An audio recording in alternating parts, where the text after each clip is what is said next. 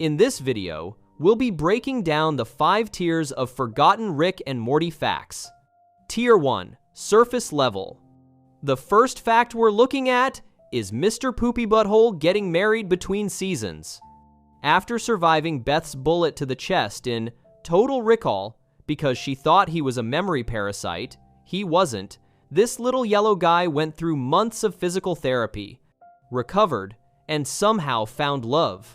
His wife Amy first shows up in the post-credit scene of Season 3's finale, The Rick-Churian Morty Date, casually feeding their baby like it's totally normal that a species we know nothing about reproduced. With someone.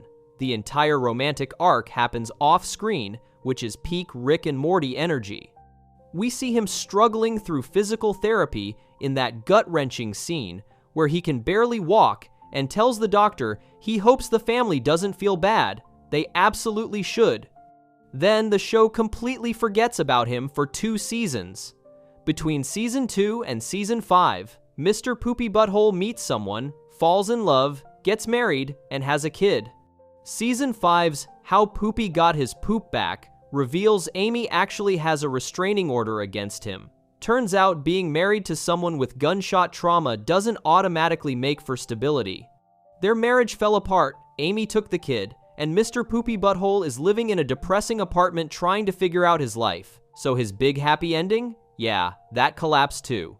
He survived memory parasites and being shot, found happiness, and lost it all. The restraining order means he can't even see his own kid. His entire life happens in post-credit scenes and brief appearances spanning maybe 15 minutes total across multiple seasons. Moving on to the Devil's Shop and its cursed items. Season 1's Something Rick This Way Comes introduces us to Needful Things, a creepy antique shop run by the literal Devil Mister. Needful, voiced by Alfred Molina, doing his best "Trust me, I'm evil" voice.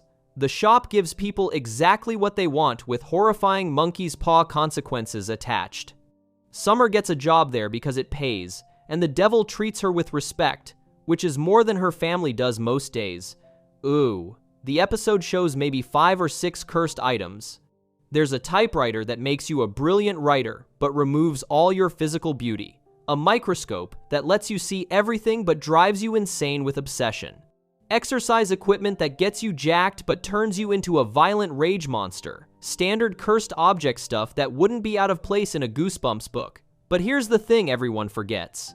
If you pause and actually look at the shelves in that store, there are literally hundreds of items visible in the background. Each one presumably has its own horrible twist ending attached. Rick opens Curse Purge Plus across the street and scientifically removes curses from the devil's items, which is the most chaotic, neutral move possible. He's helping people, but only to spite someone he doesn't like. The competition escalates until Rick literally works out and gets ripped just to beat up the devil in a fist fight set to X Gon Give It To Ya by DMX. This show peaks early and often. During all the curse removing and devil punching, dozens of background items appear that never get explained. Rick's curse removal lab is packed with weird artifacts. You can spot what looks like a haunted doll, ornate chalices, old books definitely containing forbidden knowledge, and various objects that would fuel their own horror stories. After Rick wins and the devil leaves town, all those cursed items just exist somewhere now. Did Rick destroy them, sell them, add them to his garage collection of dangerous garbage? The show moves on immediately and never mentions any of it again. Switching gears to character development, Jessica having a whole character arc in Season 4 gets slept on hard. For 3 seasons, Jessica existed as popular girl Morty has a crush on. She's nice to Morty sometimes, dates Brad, gets caught up in Rick and Morty's chaos occasionally. That's it. She's more of a motivation device than an actual character with thoughts and feelings. Season 4 changes this, starting with the Vat of Acid episode, where during the fake death montage, we see Morty and Jessica actually date in a timeline that eventually gets erased. The key development happens in Childrick of Mort, where Jessica reveals she's been thinking about mortality and the meaninglessness of existence. She's essentially having an existential crisis. which tracks for someone who's been adjacent to Rick and Morty's adventures. She tells Morty she's been reading philosophy, trying to figure out what life means. That's way more depth than I'm the popular girl at school ever provided. Throughout Season 4, Jessica appears less as crush bait and more as someone aware of the sci-fi weirdness happening around her. She's processing the fact that her high school experience involves death crystals, dinosaurs, and whatever else Morty accidentally exposed her to. She's smart enough to start asking uncomfortable questions about reality, which makes her actually interesting. She straight up discusses death and meaninglessness with Morty, who's extremely into this because shared existential dread is apparently his love language. They have actual conversations about real things, instead of Morty just stammering through asking her to homecoming. It's character development, growth, depth, all the things we pretend we want from television. Then Season 5 happens, and Jessica basically disappears. She shows up for maybe 2 scenes. Her philosophical awakening gets shelved. The show moves on to Evil Morty, destroying the Citadel and Rick dealing with his dead wife trauma.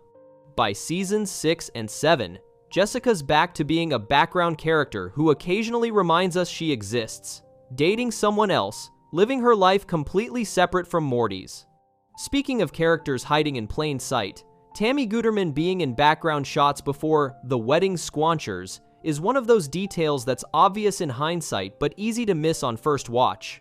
Everyone knows Tammy as the most hated character in Rick and Morty for betraying Bird Person and revealing herself as a deep-cover Galactic Federation agent. The Wedding Massacre at the end of Season 2 remains one of the show's biggest gut punches. But Tammy doesn't just appear out of nowhere in that finale. She's been hanging around in the background of school scenes since Season 1. If you go back and watch episodes like Raising Gazorpazorp or Rixie Business, Tammy's visible in crowd shots and hallway scenes at Harry Herpson High School. She's just another student in Summer's orbit, completely unremarkable. The show plants her early as a background extra, then slowly brings her forward. Summer mentions having a friend named Tammy a few times before we actually meet her properly. By the time The Wedding Squanchers rolls around, Tammy's been established as Summer's friend for long enough that her presence at Bird Person's wedding feels natural. She's been to the Smith house. She knows the family. She's exactly the kind of person who'd get invited to a weird alien wedding. The betrayal hits harder because Tammy spent real time embedded in Summer's life. She went to parties, hung out at school, probably helped Summer with homework or whatever teenagers do. Then she pulls out a gun, shoots Bird Person multiple times, and reveals the entire Galactic Federation is crashing the party to arrest everyone. The casual nature of her infiltration makes it worse. She's just a regular teenager until she's definitely, absolutely something else. Going back through early episodes, knowing what Tammy becomes adds this paranoid edge to every scene she's in, even when she's just standing in a hallway doing nothing. On the technology front, Rick's car running on something related to Morty's brainwaves is one of those throwaway details that has massive implications the show never fully explores. In Season 2's The Ricks Must Be Crazy, Rick explains his car battery is actually a microverse, a tiny universe where intelligent beings unknowingly generate power for his vehicle. The whole episode is Rick dealing with the microverse's inhabitants realizing they're being exploited. But here's the detail that gets glossed over. Rick mentions at one point that Morty's brainwaves are somehow involved in the whole setup. The show never explains exactly how Morty's brain connects to Rick's car battery, or why Rick needs Morty's specific brainwaves for anything related to vehicle operation. We know from other episodes that Morty's brainwaves are useful for cloaking Rick's genius brainwaves from detection by enemies and the Council of Ricks. Morty's dumb enough that his brain activity cancels out Rick's when they're together, making them invisible to scanners looking for Rick's distinctive genius signature. But the car thing adds another layer. Is the car somehow tied to Morty specifically? Does it only work properly when Morty's nearby?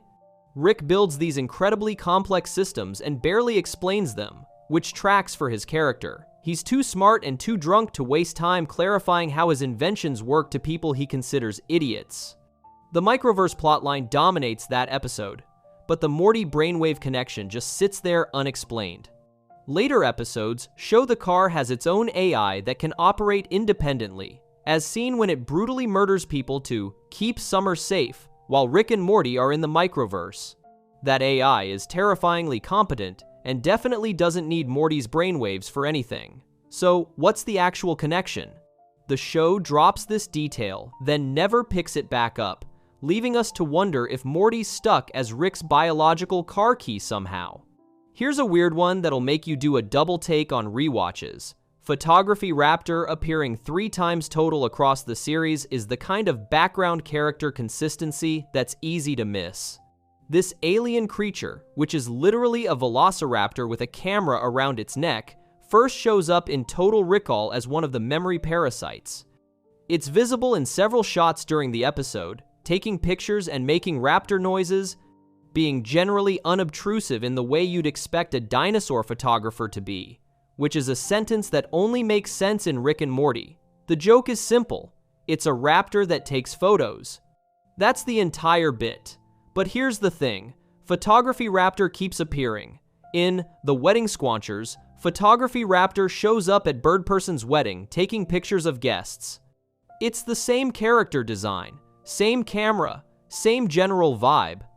This means Photography Raptor either survived Total Recall by being one of the real people in the house the whole time, unlikely given the reveal at the episode's end, or there are multiple Photography Raptors in the universe and they're all into documenting events.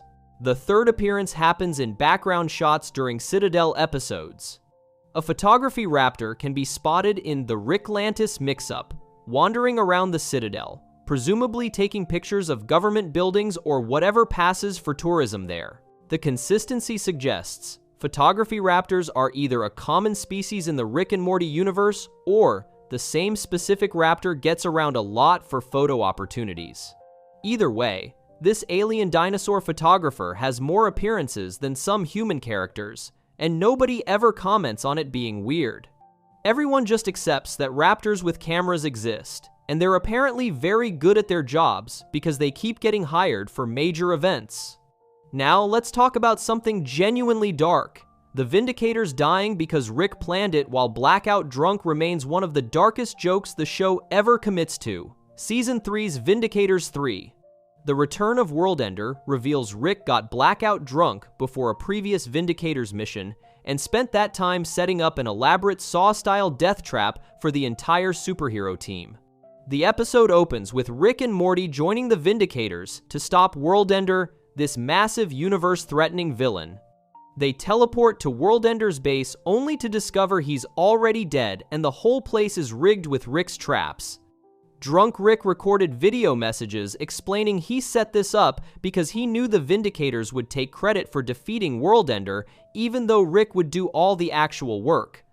The traps are specifically designed to exploit each team member's personality flaws and insecurities.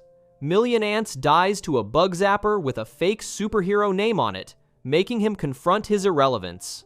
Alan Rails gets put in a situation where he has to either kill his ex-wife Supernova or die himself, and he chooses death because he's still in love with her. Crocubot gets melted with acid.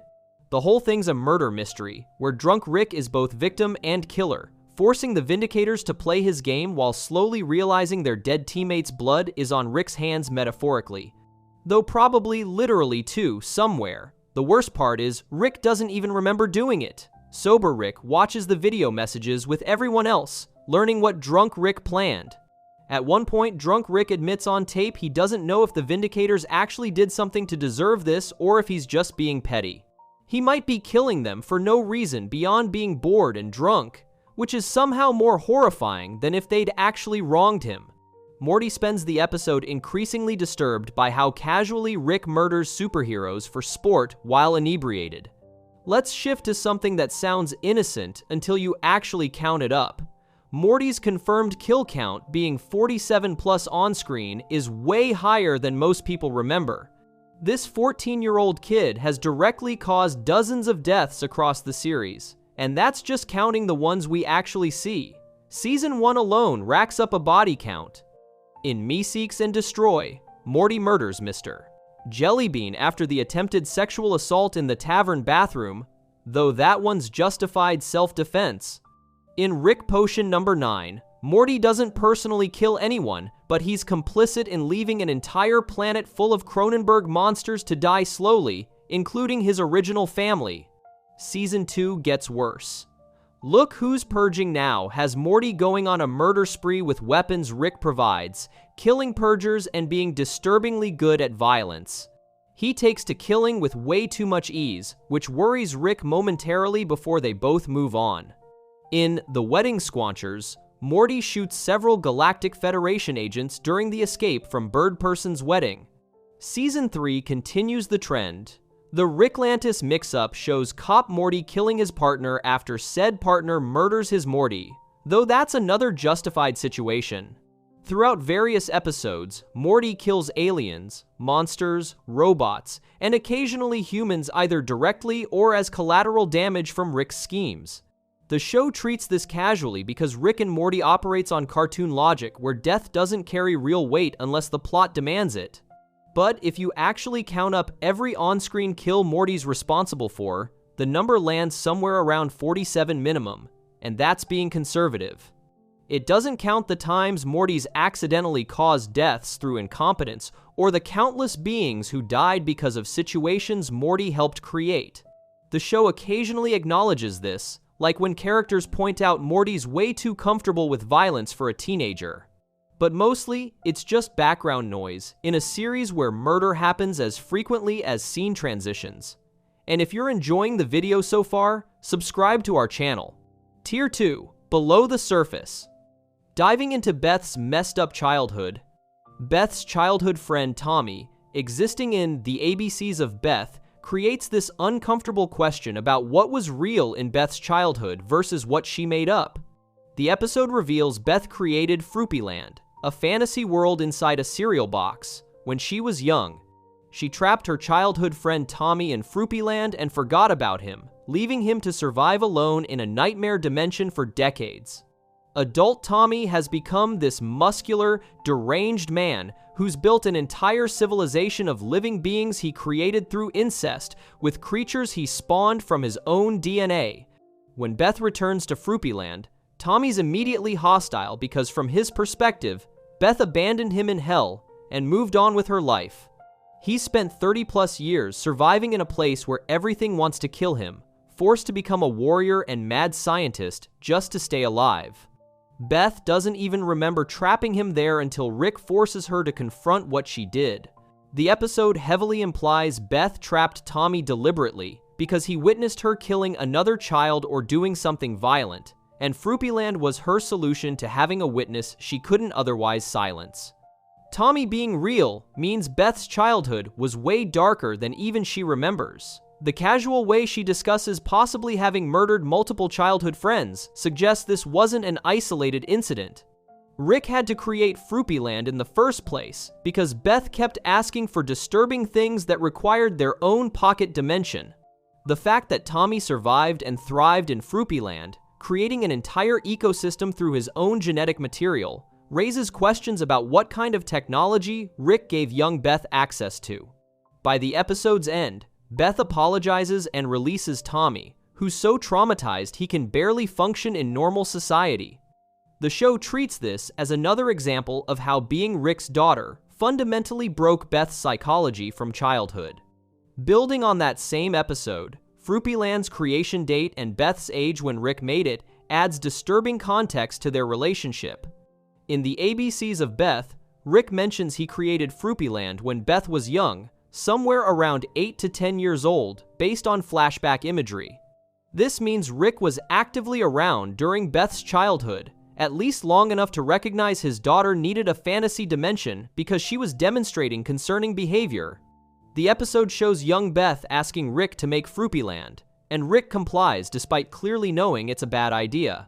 He builds her an entire pocket universe where she can do whatever she wants without consequences, giving a violent child unlimited power and no supervision. That's S-tier parenting right there, said absolutely nobody, ever. The timeline gets messier when you consider Rick supposedly abandoned Beth when she was young and didn't return until she was an adult with kids. But if he stuck around long enough to build Frupy Land when Beth was 8 or 9, that means he bailed sometime after that. He was present for the early years when Beth's personality was forming and when she most needed parental guidance, then left once he'd already damaged her. Or maybe he left and came back specifically to build Frupy Land because Beth's behavior was getting so bad that Jerry's parents called him for help. The show never clarifies the exact timeline. What we know is Rick enabled Beth's worst tendencies as a child by giving her access to a consequence-free universe where she could act out violent fantasies. Frupy Land represents Rick's parenting philosophy in physical form. Give someone infinite freedom and see what happens, even if that someone is a child who shouldn't have access to that much power. The fact that Beth trapped Tommy there and forgot about him for decades shows exactly what happens when you give a kid like young Beth unlimited control. Circling back to the pilot episode, the specific alien species at interdimensional customs never gets explained or referenced again. When Rick and Morty go through customs at the intergalactic security checkpoint, Rick's words, they encounter bug-like aliens working as customs agents. These creatures have this insectoid appearance with multiple eyes and mandibles, wearing official-looking uniforms and checking people's declaration forms. The whole sequence is a direct parody of airport security, complete with bureaucratic nonsense and invasive searches.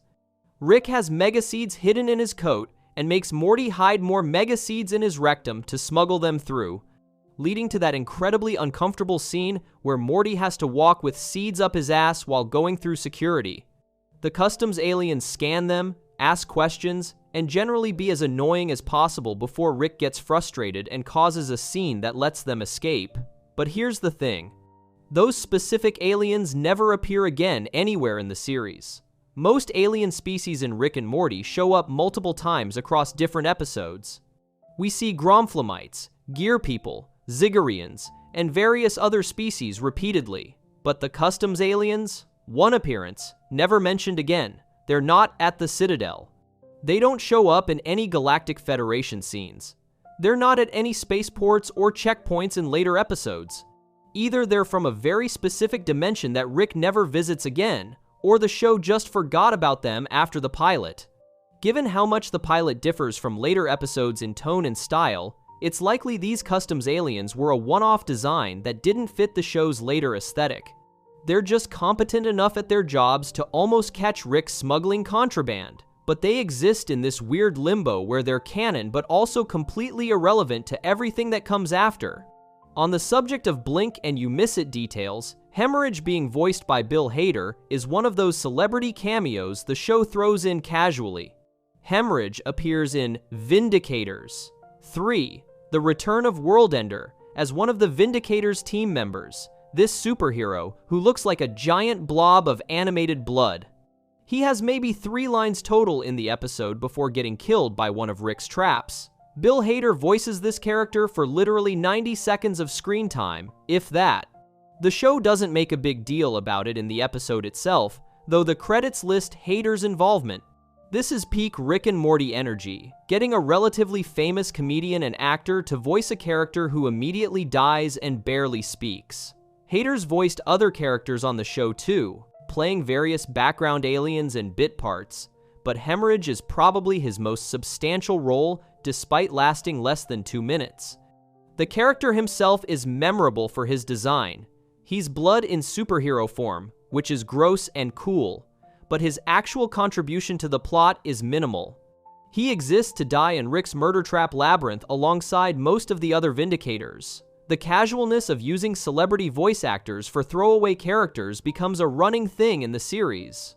The show can afford big names for small parts because celebrities apparently want to be on Rick and Morty, even if it means voicing a character who exists for one scene, then gets murdered.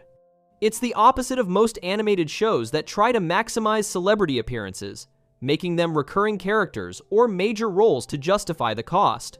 Rick and Morty says, here's Bill Hader as a blood monster who dies immediately, and somehow that works perfectly. Continuing with forgotten side characters, Nancy, the intern's complete subplot in Anatomy Park, is easy to forget because the episode has so much going on. The main plot involves Rick shrinking Morty down and injecting him into a homeless man named Ruben to explore Anatomy Park, a theme park built inside a human body. Nancy is Dr. Bloom's intern, working at the park alongside other staff members. She's nervous, inexperienced, and clearly in over her head when things go wrong. The park security systems fail, releasing all the deadly diseases being kept as exhibits, and the crew has to escape before Ruben's body fully dies. Nancy spends most of the episode panicking and trying to survive alongside Morty, Poncho, Roger, Annie, and Dr. Bloom. She's the team member who dies first, getting killed by hepatitis A in the haunted liver attraction.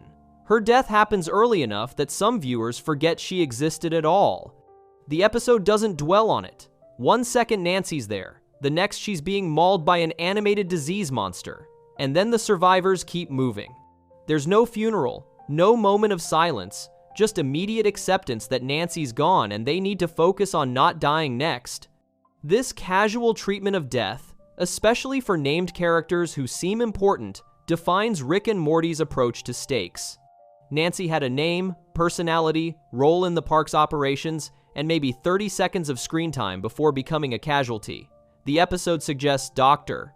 Bloom probably didn't pay her enough for this shit, because he definitely didn't, and her internship ended with her being dissolved by hepatitis A inside a dying homeless man's body.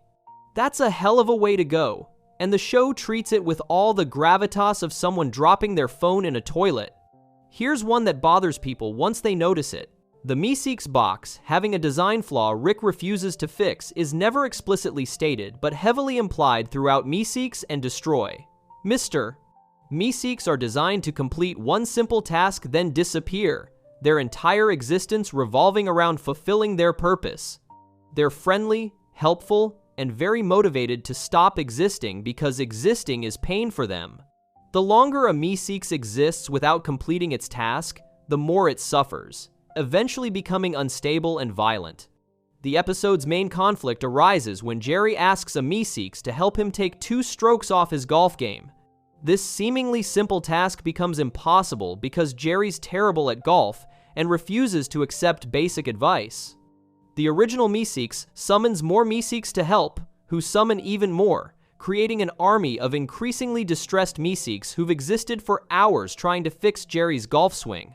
They start fighting among themselves, questioning their existence, and eventually try to kill Jerry because if he's dead, they technically completed the task by making it impossible for him to play golf anymore. Meeseeks' logic is airtight. Here's the thing. Rick designed the Meeseeks box knowing that Meeseeks suffer when they exist too long. He built them to feel pain from existence but didn't include any fail-safes for impossible tasks. There's no timer that makes them disappear after a certain period. There's no intelligence dampener that stops them from having existential crises. There's no kill switch if things go wrong. Rick just made these beings that are programmed to suffer if they can't complete their task, gave them the ability to summon more of themselves, and handed the box to his family without warnings beyond, keep the task simple. That's either spectacular oversight or deliberate cruelty, and given it's Rick, probably both. The Meeseeks box becomes symbolic of Rick's casual disregard for the suffering he creates. He could fix the design, add safety features, or just not give his family access to it. Instead, he lets the situation play out, barely intervening even when Jerry's about to get murdered by a Meeseeks mob. The box appears in later episodes occasionally, but never becomes a plot point again, suggesting Rick learned nothing and the family learned to just not use it for complex tasks. Let's talk about a running gag that's actually sophisticated world building. Squanchy's language being translatable through context is one of the show's better jokes that people miss because it's not explained directly. Squanchy appears in multiple episodes as Rick's friend, this cat-like alien who speaks primarily in variations of the word squanch. At first glance, it seems like a Smurf situation where one word gets used for everything. but the show establishes in The Wedding Squanchers that Squanchy's species has an entire language based on context rather than literal translation. When Rick's giving a speech at Bird Person's wedding, he explains that Squanchy culture is more contextual than literal. You just say what's in your squanch, and people understand. This means when Squanchy says, "I'm gonna squanch my family" in an earlier episode, everyone's shocked reaction makes sense because he just said something wildly inappropriate that only makes sense in context. The word squanch apparently can mean anything depending on tone, situation, and intent. It's simultaneously a greeting, a verb, a noun, an adjective, and probably a few other things grammar teachers haven't invented names for yet. Throughout his appearances, Squanchy uses squanch in different contexts, and other characters understand him perfectly. When he says "ensquanché" to someone, it's clearly a greeting similar to enchanté in French. When he talks about squanching at his place, it means partying or hanging out. When he's fighting during the wedding massacre, his squanching takes on aggressive tones that communicate threat and violence. The show plays this completely straight, expecting viewers to pick up meaning from context clues the way characters in-universe do. It's actually impressive world-building disguised as a stupid joke. Squanchy's entire language system exists and functions, it just sounds ridiculous to outsiders. Later episodes show other members of Squanchy's species, and they all communicate the same way, confirming this is how their language actually works. The joke has layers that most viewers miss because they're busy laughing at the word squanch being used in increasingly inappropriate contexts. Returning to dream logic for a moment, Mr. Goldenfold's scary Terry nightmare in Lawnmower Dog creates this whole subplot that's weirder than people remember. Rick and Morty enter Mr. Goldenfold's dreams to inception him into giving Morty better grades.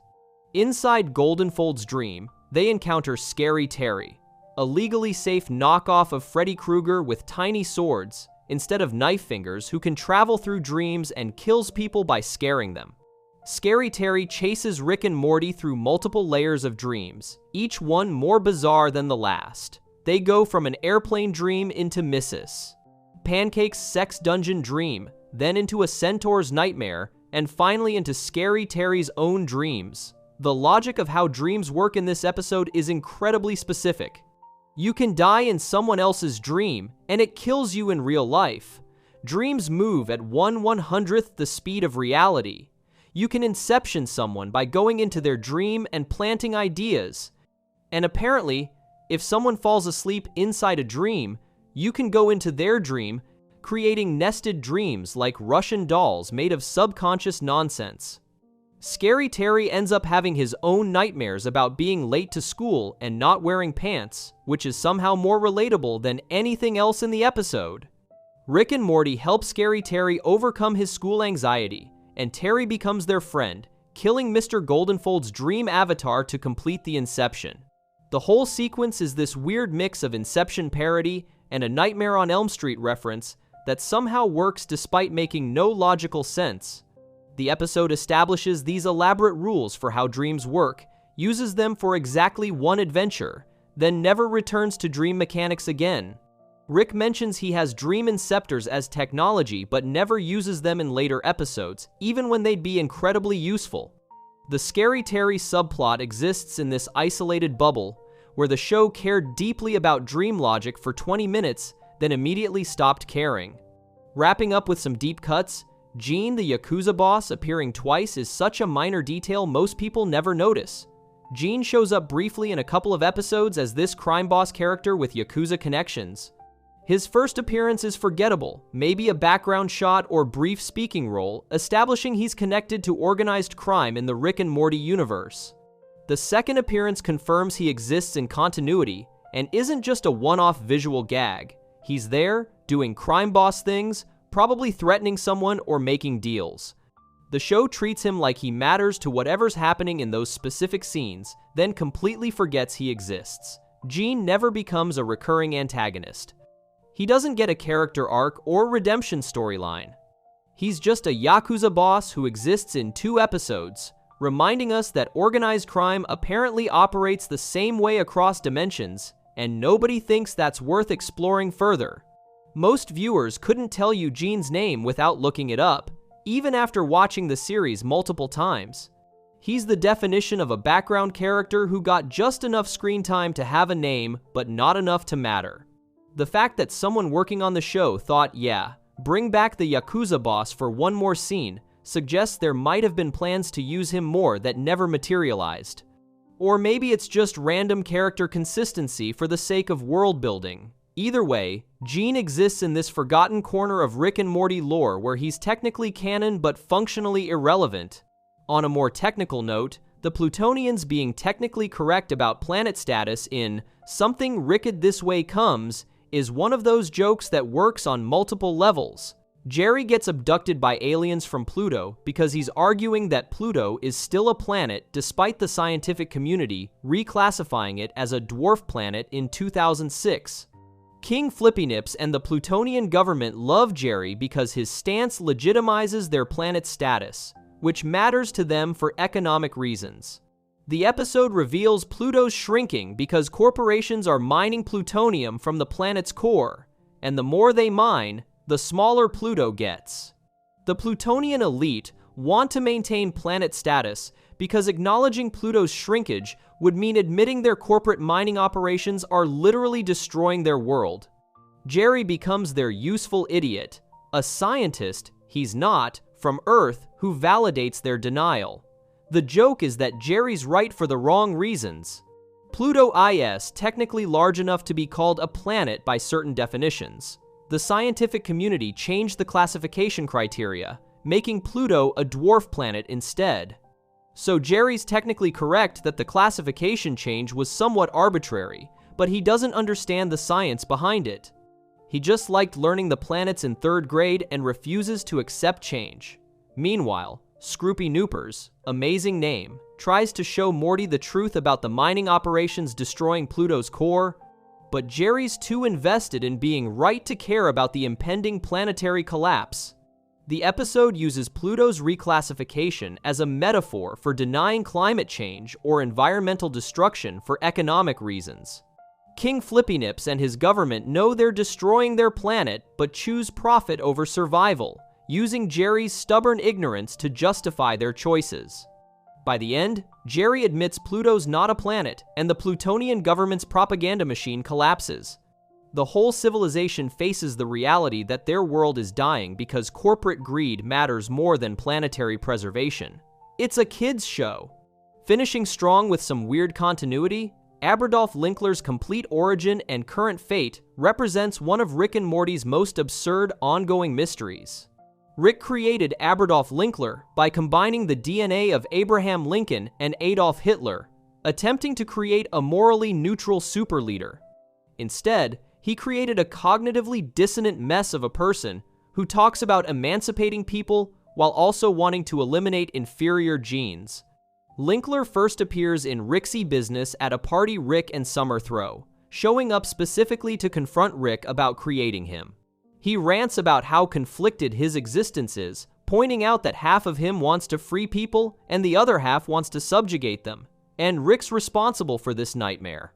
The episode treats him as a joke at first, this guy with Lincoln's beard and Hitler's mustache wearing a combination of their aesthetics, speaking in contradictory philosophical statements.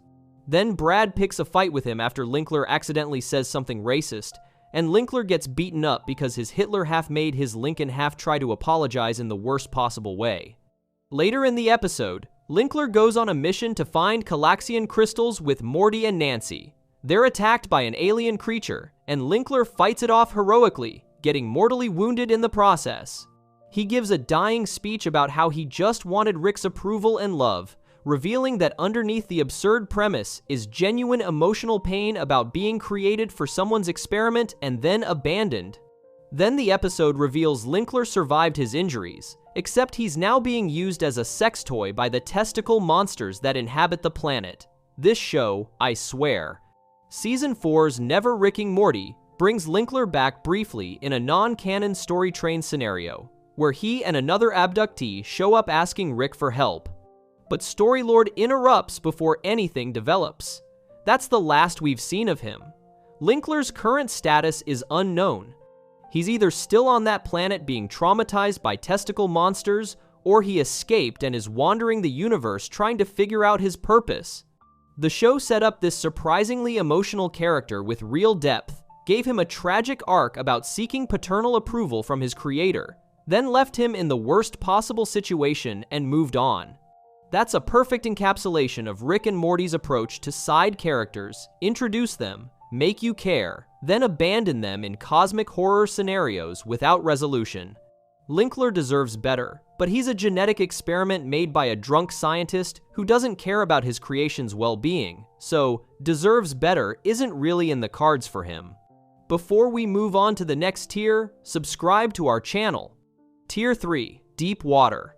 Starting with something that'll make you pause every Citadel scene, every background, Citadel Rick has a visual backstory you can decode if you look closely enough. The Ricklantis mix-up is packed with Ricks wandering around doing their daily routines, and the animation team went absolutely feral with details. There's a Rick wearing a torn lab coat with specific chemical stains that match the toxic waste in Rest and Ricklaxation. Another Rick has a prosthetic arm that's clearly Gromflamite technology, suggesting he lost his original fighting the Federation and had to use enemy tech to replace it. You can spot a Rick with burn scars on half his face, a Rick with a cane that has portal gun components built into it, and one with bite marks on his neck, matching the alien spiders from The Ricks Must Be Crazy. The show doesn't draw attention to any of these details. Each background Rick represents a different adventure gone wrong, a different scar earned, a different trauma survived. Here's something that sounds impossible until you track it.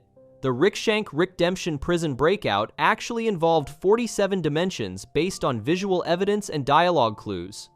When Rick breaks out of the Galactic Federation prison, the episode shows him portal hopping through multiple realities to confuse his pursuers. If you count every distinct reality Rick visits during the breakout sequence, the number comes to 47 separate dimensions. The show moves so fast that most viewers see maybe 5 or 6 distinct realities and assume that's it. But if you slow down and count every time the background reality changes, you get 47 distinct dimensional hops. Some appear for less than a second, just a flash of weird alien architecture before Rick's already moving. This can't be coincidence because 47 shows up repeatedly throughout Rick and Morty. Morty's kill count is 47 plus. The Citadel was made from combining 47 dimensions. Getting into character detail that's easy to miss, Cop Rick and Cop Morty's full morning routine before their deaths is shown in complete detail. The Ricklantis mix-up opens with these two partners going through their daily ritual.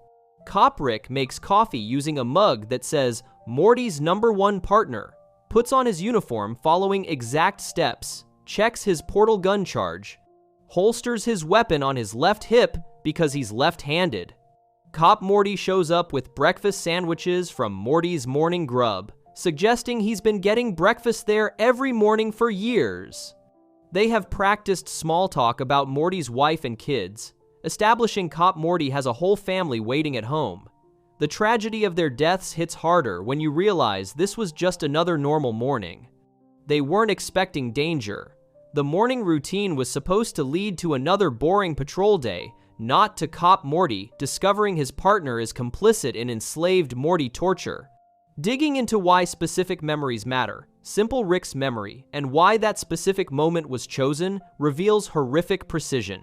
The memory is Simple Rick watching his daughter play while eating homemade wafer cookies.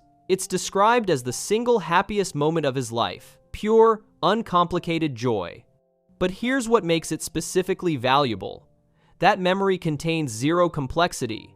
Simple Rick isn't thinking about work, stress, or financial problems or relationship issues. He's achieved absolute presence, experiencing pure happiness without mental noise. That's incredibly rare for any Rick. Most happy memories have underlying tensions. This memory is happiness with nothing else attached. The wafer factory loops this moment eternally because it's the purest dopamine hit possible. The factory description mentions they searched through thousands of Ricks to find one with a memory this pure. They're taking the one thing that made Simple Rick's existence meaningful and converting it into a product while keeping him trapped in that loop forever. Moving into political manipulation tactics, campaign manager Morty's psychological warfare strategy is sophisticated enough that most viewers miss how calculated every move is. Every single action is designed to exploit the Citadel's class divisions and Rick's arrogance. He positions Evil Morty as an outsider who will stand up to the Ricks, knowing Morty voters are desperate for representation and Rick voters will dismiss the threat. The campaign slogan, "A Morty for a Morty," promises Mortys they'll finally have one of their own while sounding harmless to Ricks. Campaign manager Morty stages photo ops at Morty schools and neighborhoods, building grassroots support while keeping Evil Morty away from Rick-dominated media. The debate performance is pure manipulation. Evil Morty gives vague, populist answers while his Rick opponent self-destructs by being dismissive. After the assassination attempt, campaign manager Morty uses it to paint Evil Morty as persecuted, turning sympathy into votes. By the time the Ricks realize Evil Morty's a genuine threat, he's already won. Here's where things get obsessive. Cataloging every single background detail in the Ricklantis mix-up reveals layers most viewers never notice. The Citadel establishing shots show the giant Rick head statue is damaged from the Season 3 premiere attack. In the Morty school playground, Mortys play interdimensional Foursquare using a ball that phases between realities. The classroom has posters teaching Morty's sidekick skills with tips like, "Always let Rick finish his explanation and your concerns are invalid." The Simple Rick's facility has employee safety posters that are darkly ironic. One says, "We value our workers," next to machinery with zero safety features. The Citadel's Morty Bank shows interest rates, 200% on Morty loans, 0.5% on Rick investments. The bar where Cop Rick drinks has news reporting with visible bias and a ticker mentioning Morty crime up 15% and Rick unemployment at all-time low. The wafer factory has visible segregation. Rick supervisors have clean offices while Morty workers eat lunch literally next to the torture chamber. Shifting to educational content, Teacher Rick's visible curriculum on blackboards reveals what they're actually teaching students. The blackboard has a lesson titled Advanced Sidekick Theory, with subsections covering proper shield positioning, when to question Rick's plan, never, and acceptable cry. Volumes. The math problems aren't normal math, they're calculations for portal trajectory based on Rick's blood alcohol level. Another board shows a science lesson about the central finite curve with a note saying, "Everything outside is dangerous and wrong, don't ask questions." Reading assignments include Why Rick is Always Right, A Morty's Guide, and Accepting Your Place, Volume 3. The history timeline shows the Morty Rebellion failed as a historical event, confirming Mortys have tried to organize before and been crushed. Everything in Citadel education is geared toward making Mortys into perfect accessories. Examining corporate structure, Regional Manager Rick's wafer factory operates with military precision despite horrific ethics. He sits at the top, reporting to corporate Ricks we never see. Below are floor supervisor Ricks, managing, harvesting, processing, packaging, and distribution sections. Each has team lead Ricks overseeing worker Ricks and Mortys doing actual labor. Based on visible pay stubs, a manager Rick makes 100 times what a worker Morty makes, despite Mortys working longer hours. The factory has production metrics showing happiness extraction rates that treat Simple Rick's torture as a performance indicator. Regional Manager Rick has family photos showing he has a Morty, meaning he goes home to his grandson after exploiting an enslaved Rick all day. The break room lets Rick workers see Simple Rick trapped in his pod while they eat lunch, and nobody seems bothered. Getting into character analysis requiring attention, Slick Morty's complete rise and fall happens across multiple subtle scenes. We first see Slick as a young, innocent Morty getting off the school bus, visibly nervous about his first day. An older Morty approaches and robs him, introducing Slick to street life through victimization. Fast forward shows Slick has joined a Morty gang, participating in criminal activities but looking uncomfortable. The next jump shows Slick running his own crew, having climbed ranks through unspecified means. He's now recruiting new Mortys off the bus, continuing the cycle. The final scene shows Slick in police custody after his operation collapses, likely betrayed by his own crew. His rise was motivated by survival. He saw that Citadel society treats Mortys as disposable, so he built his own hierarchy where he has power. Drilling into economic systems, the Morty market's trading patterns reveal systematic exploitation. The market operates on a supply and demand board, showing current prices. A standard Morty costs 47 brapples. A genius Morty costs 200 brapples. A defective Morty sells for 12 brapples, less than a third of standard price.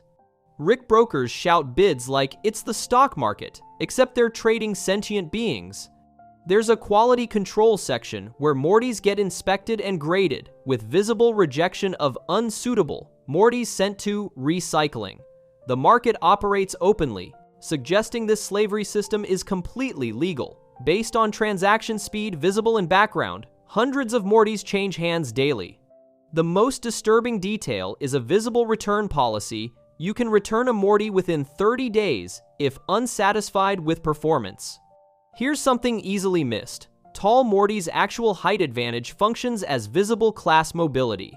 He's significantly taller than standard Mortys, but still shorter than Rick's. This physical difference gives him access to social spaces other Mortys can't enter. His height makes Rick's unconsciously treat him with more respect, showing how arbitrary physical characteristics create social hierarchy. The Citadel's architecture reinforces this. Doorways, counters, and furniture are Rick-sized, making standard Mortys physically uncomfortable while tall Morty navigates spaces more easily. He's still a Morty in the hierarchy, but he's at the top of the Morty hierarchy, which creates resentment from Mortys below and conditional acceptance from Ricks above. Looking at systematic discrimination, left-handed Morty society implications reveal organized resistance. Throughout Citadel episodes, you can spot left-handed Mortys identifying each other through subtle signals. When Mortys pass in hallways, left-handed ones hold bags with their left hand in a specific recognition code. In the cafeteria, there's a table where all the Mortys are left-handed, sitting together as their own community. You can spot left-handed Morty graffiti on walls, marking safe spaces.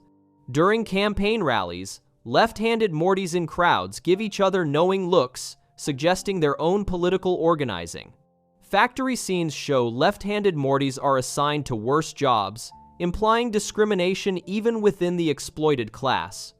The left-handed Morty community represents how oppressed groups create support systems to survive hostile environments. Now for the big one. Evil Morty's 5-season plan becomes visible when you track every planted clue chronologically. His first appearance shows him controlling an evil Rick, but background shots of the Citadel before his official introduction show a Morty with his distinctive yellow shirt and eye patch in crowd scenes. Season 2's The Wedding Squanchers has a Morty matching Evil Morty's appearance, visible at Bird Person's wedding.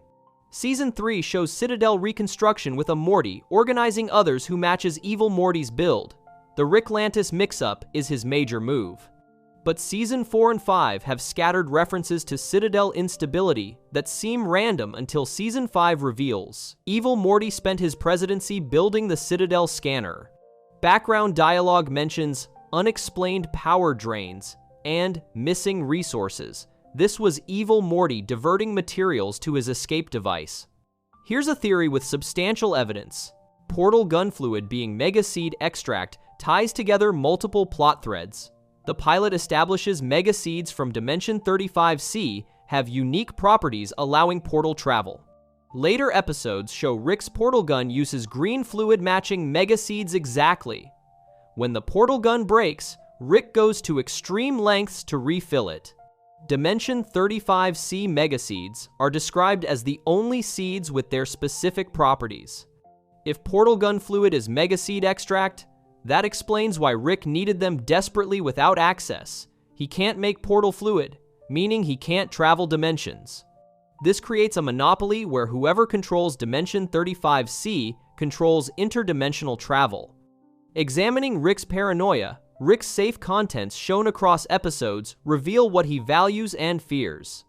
Contents include a picture of young Rick with Bird Person and Squanchy, Mega Seed Extract, a vial labeled Project Phoenix Backup, and what appears to be a wedding ring.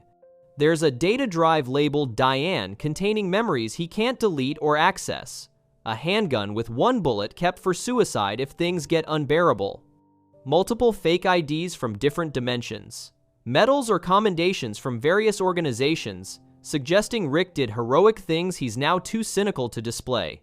Most tellingly, a crude childhood drawing presumably made by young Beth that Rick kept despite claiming nothing matters.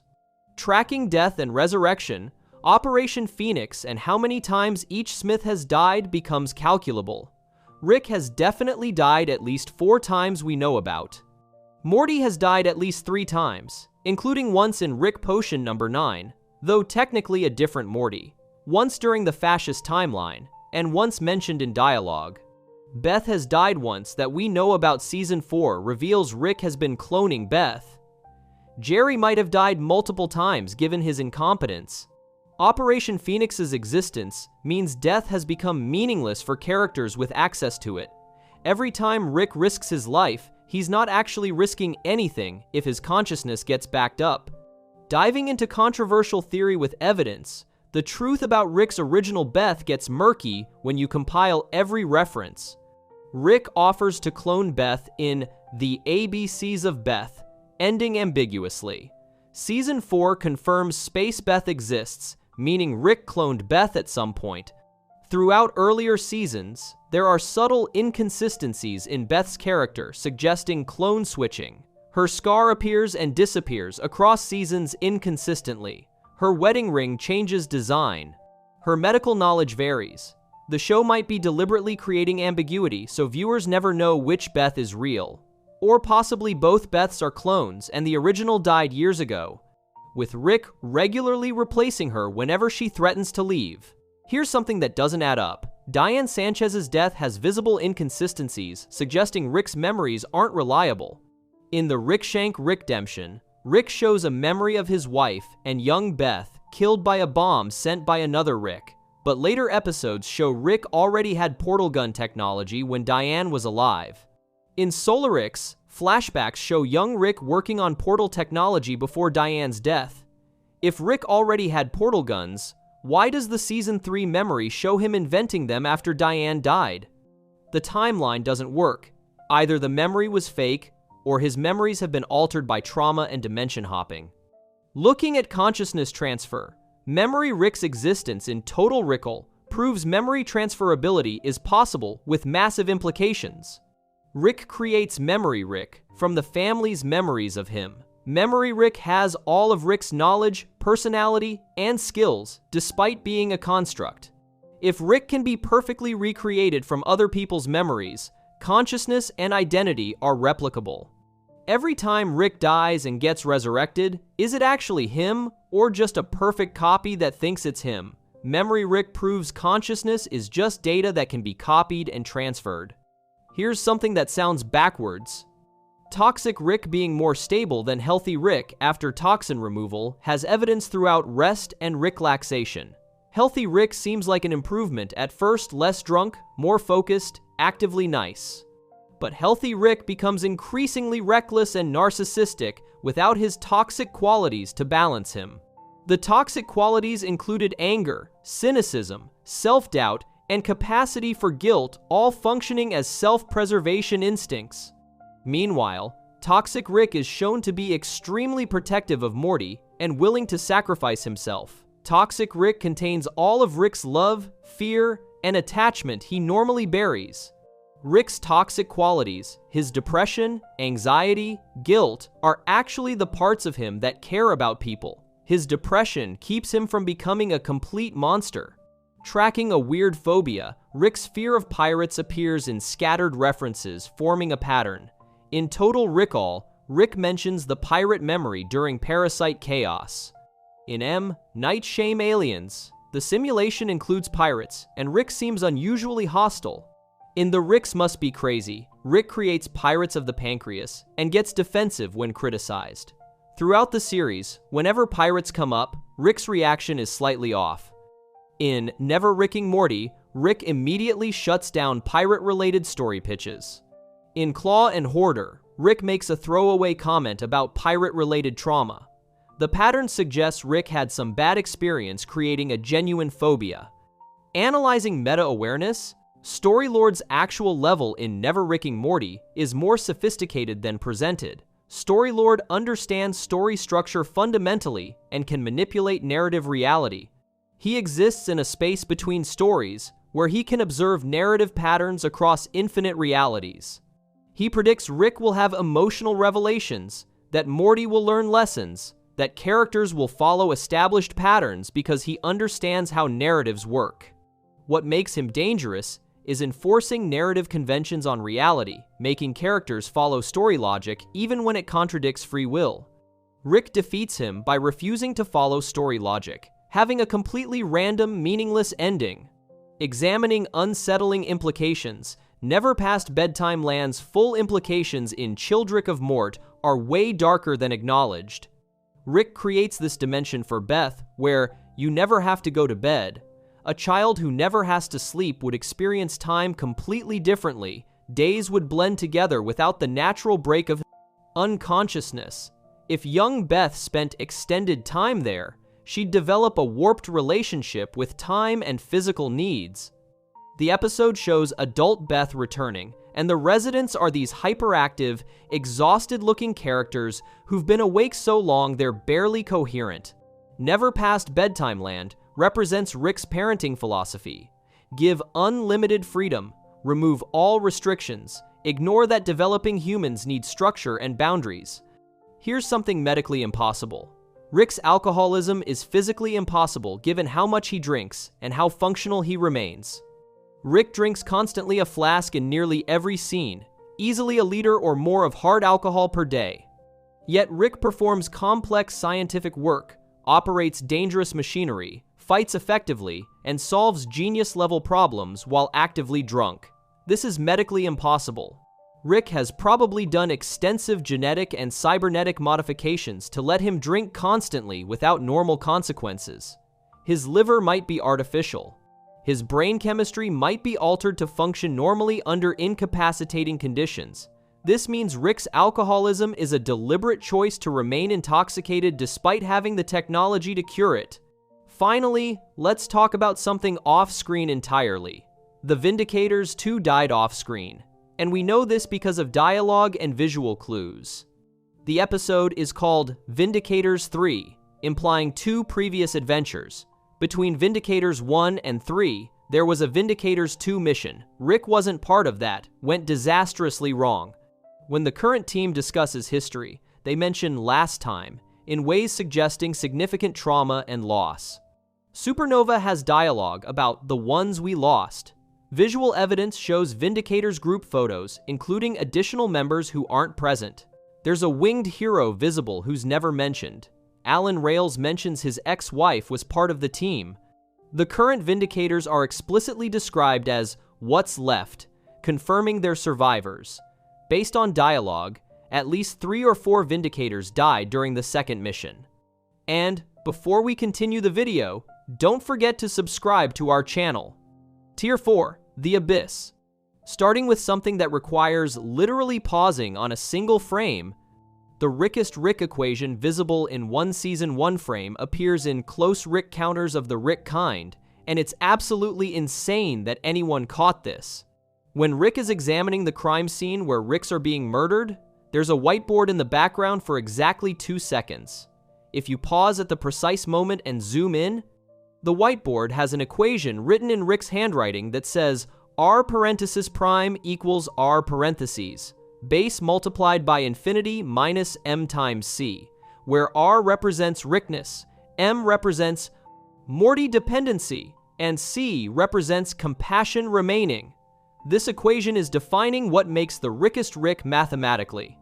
The formula suggests that infinite Rick potential minus Morty dependence and compassion equals peak Rick. It's literally quantifying Rick's philosophy that emotional attachment makes you weaker. The fact that this appears in the episode where we meet Evil Morty for the first time isn't coincidence. The show is establishing that the Rickest Rick would be the one with the least attachment, which is why Rick C137 is actually vulnerable, because he cares about his original Morty despite pretending not to. The equation also includes variables for dimensional constants and finite curve limitations, suggesting Rick understands there are mathematical boundaries to his intelligence and power within the central finite curve. This single frame of a background whiteboard contains the entire philosophical and mathematical framework for understanding Rick's character across all 7 seasons. The show didn't draw attention to it, didn't make it a plot point, just stuck it in the background for obsessive fans who analyze every frame to discover years later when they're doing their 15th rewatch and happen to pause at exactly the right moment. Moving into audio forensics, that sounds impossible. Evil Morty's theme playing backwards in 3 episodes before his reveal is one of those details that's so subtle you need audio software to catch it. The distinctive piano theme associated with Evil Morty in close Rick counters of the Rick kind is iconic. It's haunting, sinister, and immediately recognizable. But if you go back and isolate the background music in 3 earlier episodes and reverse the audio, fragments of that melody appear. In Night Shame Aliens. During the simulation scene, where Morty is suspicious about his reality, there's ambient music that, when reversed, contains the first 4 notes of Evil Morty's theme. In Meeseeks and Destroy, during the Mr. Sedar's Jellybean bathroom scene, the tense background music has a reversed version of the theme's middle section buried in the mix.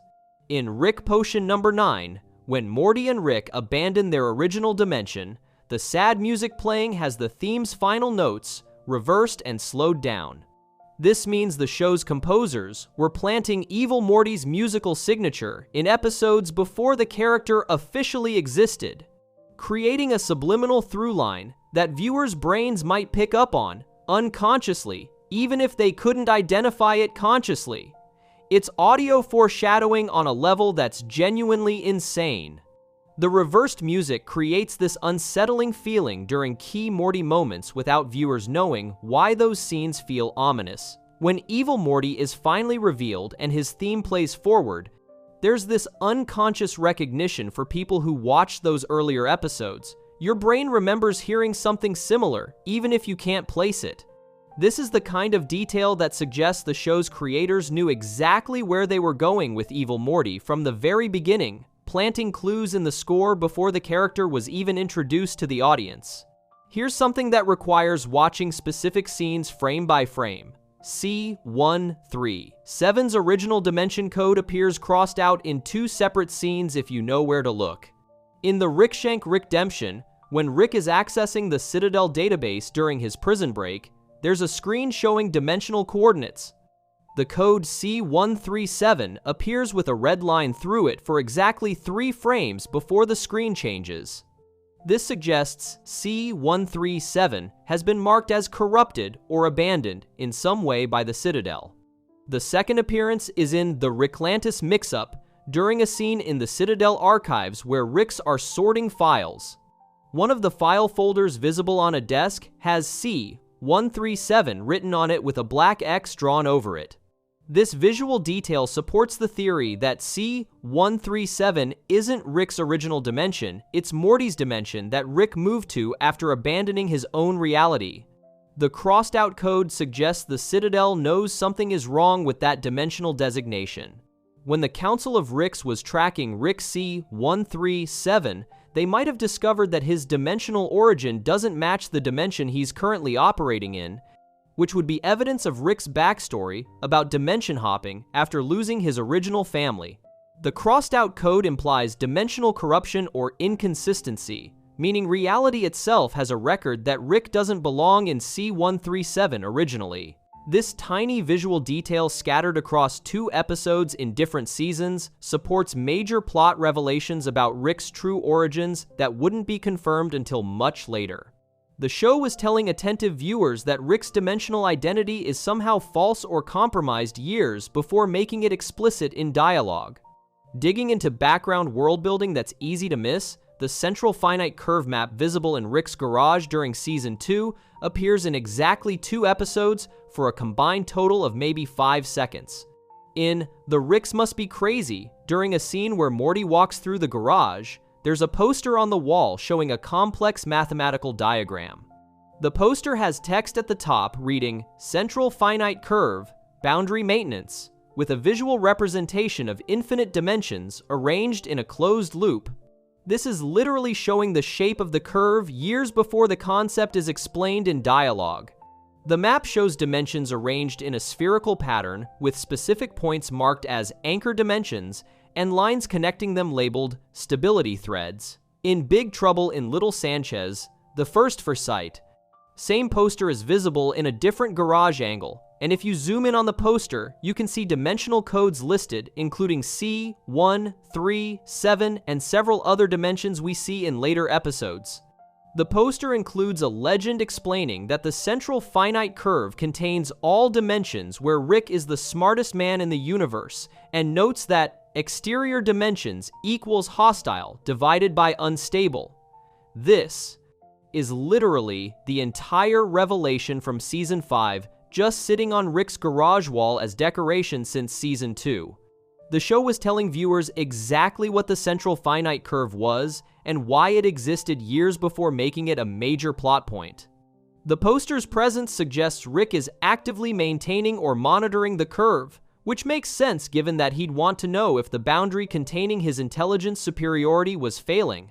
The visual details on the poster match the design of the curve we see when Evil Morty destroys it in Season 5, confirming this wasn't just random background art but actual canon world-building planted seasons in advance. Tracking a pattern across multiple episodes, background posters containing consistent alternate Beth references appear at least 8 times across Seasons 2 through 4 in the Smith house. These aren't random decorations, they're the same specific posters showing up repeatedly, and they all reference things Beth never did in the Prime timeline. There's a poster for Dr. Beth Smith's veterinary clinic, Est, 1995, visible in the garage during multiple episodes, but Beth didn't open her practice until years later in the show's timeline. There's a poster in the hallway showing Beth in a medical school graduation gown from a university she never attended. Summer's room has a poster of Smith's sister's riding school, showing young Beth with a sister we've never seen. The living room has a framed photo partially visible in several episodes, showing Beth as a child with 2 parents who don't look like Rick and Diane. These posters and photos create this weird alternate history where Beth had a completely different life. The explanation is that Rick has been swapping between dimensions and bringing items from other timelines, or the current Smith family is in a dimension where Beth had a different past than she remembers. The posters are consistent across episodes, the same designs keep appearing, meaning they're not animation errors, but deliberate choices. This supports theories that Rick has been manipulating the family's history and timeline more than they realize, bringing in elements from other dimensions and creating this Frankenstein reality made of pieces from multiple Beth's lives. The show is visually suggesting that the Smith family's entire history is unreliable and possibly constructed from various alternate timelines. Here's something that requires a literal spreadsheet to track. Recurring alien species appear exactly 137 times across the first 5 seasons if you count every single background appearance.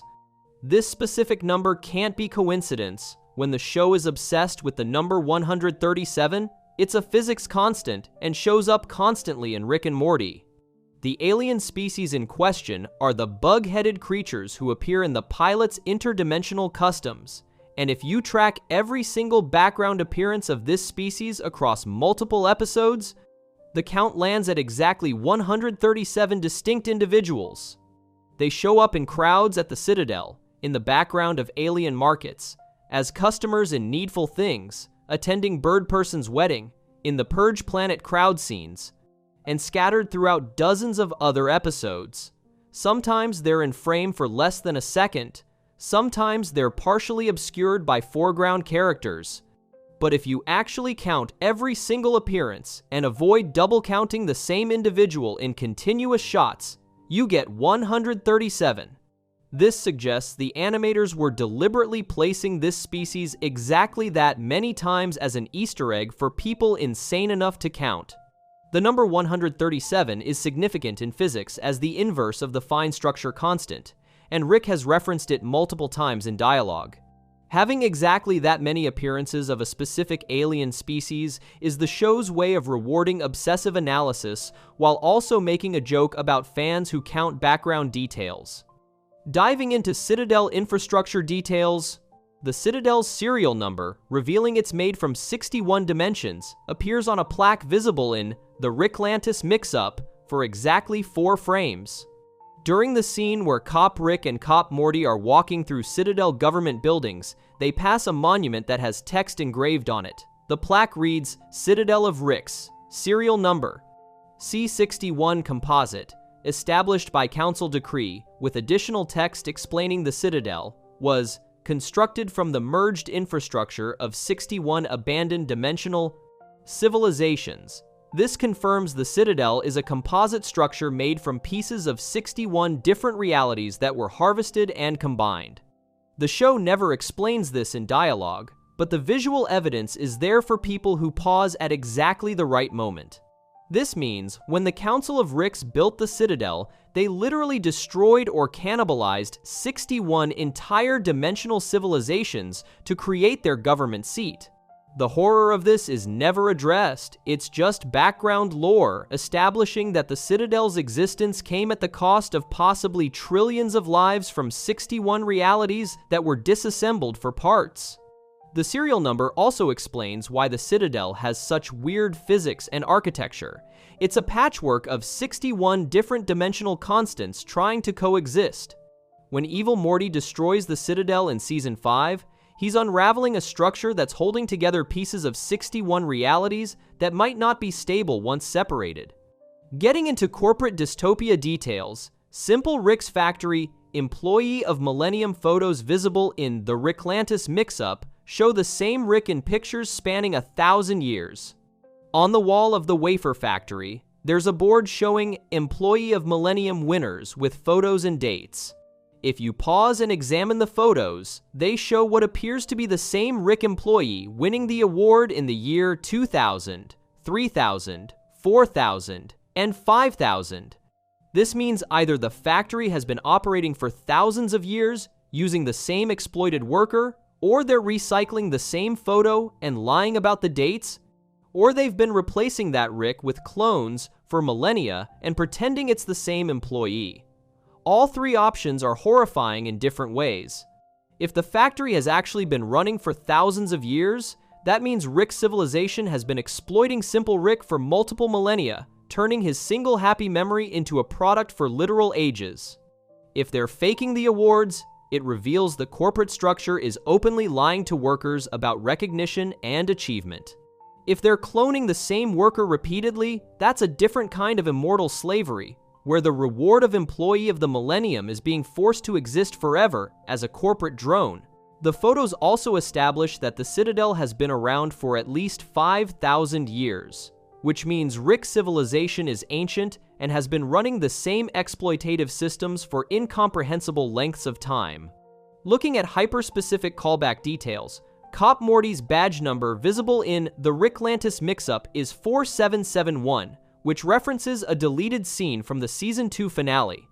In the original script for The Wedding Squanchers, there was a scene where Morty is assigned a prisoner number by the Galactic Federation, 4771. The scene was cut from the final episode, but the writers remembered it and put that same number on Cop Morty's badge 2 seasons later. This means Cop Morty's badge number is the prisoner designation Morty would have had if he'd been captured at Birdperson's wedding in an alternate timeline. It's a reference to a version of events that didn't happen in the main timeline, but exists in the show's deleted content, now canonized as Cop Morty's identity number. This is the kind of insane Easter egg that requires knowing about deleted scenes and then spotting a 4-digit number on a badge that appears for maybe 3 frames total. The badge number suggests Cop Morty's timeline is one where Morty was captured, processed by the Federation, and eventually ended up as a Citadel police officer through some unknown series of events. His prisoner number became his badge number, meaning his entire identity as a cop is built on a past of being captured and institutionalized. Analyzing political speech writing, campaign manager Morty's major speech in the Rick-Lantis mix-up contains 5 direct Rick quotes hidden in the rhetoric. When Evil Morty gives his campaign speech, the dialogue is written to sound like original populist messaging, but if you know Rick's dialogue from previous episodes, you can identify 5 specific phrases that are reworded. Rick quotes, "We stand for nothing while we keep doing the same thing," is a rewording of Rick's line from M. Night Shyamalan Aliens about how nothing matters, but also, you should definitely do what I say. The phrase, "take back control from those who think they're special," mirrors Rick's line from close Rick counters of the Rick kind about Ricks who think they're better. The speech's closing line about the gap between our worth references Rick's dialogue from The Ricks Must Be Crazy about slavery with extra steps. Campaign manager Morty wrote a speech using Rick's own philosophy against him, taking Rick's nihilistic worldview and repackaging it as revolutionary populism. The speech works because it's using Rick logic to appeal to Morty's, while Ricks hear it and dismiss it as empty rhetoric. The fact that Evil Morty's campaign is literally built from Rick's words turned against him shows how deeply Evil Morty understands Rick's psychology. He's using their own philosophical framework as a weapon. Diving into background laboratory details, Quantum Rick's lab, visible for about 6 seconds in the Rick-Lantis mix-up, contains every other Rick's inventions in various stages of completion. When the camera pans through the science district, we see into a lab where Quantum Rick is working. On the shelves and tables in the background are miniature versions of inventions from other episodes: a tiny Anatomy Park prototype, a Meeseeks box in pieces, a butter robot, what appears to be a miniature Zagarian simulation chamber, and several other devices that match technology we've seen in other episodes. This suggests Quantum Rick's specialty is reverse engineering other Rick's inventions, or he's creating quantum miniature versions of standard Rick technology. The most interesting detail is a shelf showing multiple versions of the same invention in different stages, suggesting Quantum Rick is iterating through variations or exists in quantum superposition, where he's working on multiple timeline versions simultaneously. The lab also contains what appears to be the control panel from A Wrinkle in Time that shows multiple timeline splits. Quantum Rick having access to every invention from the series suggests either he's stealing designs from other Ricks, or he exists in a state where he can access technology from multiple timelines, or the show is using his lab as a visual Easter egg to reference all the tech that's appeared in previous episodes. Examining documentation that requires zooming in, Slow Rick's IQ listed on a document visible in the Rick-Lantis mix-up shows he's still genius level, despite being the dumbest Rick. During the factory hiring scene, there's a desk with employee files stacked on it. One file is partially visible and has Rick J. 1997, IQ 212, classification, Slow Rick, written on it. This means Slow Rick, the Rick who's literally considered cognitively impaired by Rick standards, has an IQ of 212. For context, an IQ above 140 is considered genius level for humans. Slow Rick is 72 points above human genius, and he's the dumbest Rick. This establishes just how absurdly intelligent the baseline Rick is compared to regular people. If the dumbest Rick has an IQ of 212, the average Rick probably sits around 300, and the Rickest Rick would be even higher. This puts Rick's intelligence so far beyond human comprehension that even their cognitively disabled members would be the smartest person in any human room. The file also lists Slow Rick's productivity rating as acceptable for menial tasks and his dimensional origin as J1997, confirming he's from a dimension where Ricks are slightly less intelligent than the standard variation. The fact that this dimension produced Ricks with only 212 IQ suggests the central finite curve's boundaries have some flexibility in exactly how smart Rick can be, while still being the smartest in his universe. Getting into impossible educational details, Teacher Rick's classroom periodic table visible in the Ricklantis mix-up is filled entirely with fake elements that don't exist in real chemistry. When Teacher Rick is teaching Mortys, there's a periodic table poster behind him. If you zoom in on the poster, instead of hydrogen, helium, lithium, and other real elements, the table shows completely fabricated elements with names like Ricktonium, Mortium, Portaltanium, Dimensium, and Infinitium. Every single element on the element common table is fake and relates to Rick and Morty universe concepts. The atomic numbers don't follow real periodic table rules. They're apparently organized by dimensional stability rather than atomic weight or electron configuration.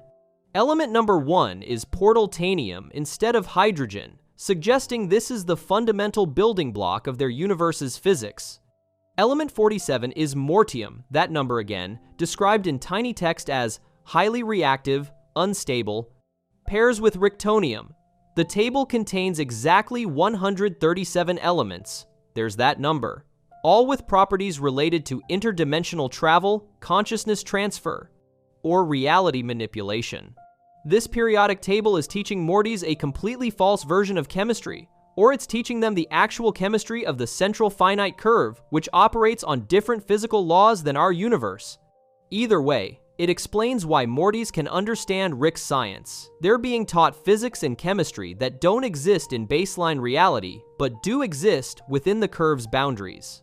Zooming in on economic charts, the Morty market visible in the Ricklantis mix-up has supply and demand charts on the wall, showing extremely specific pricing trends.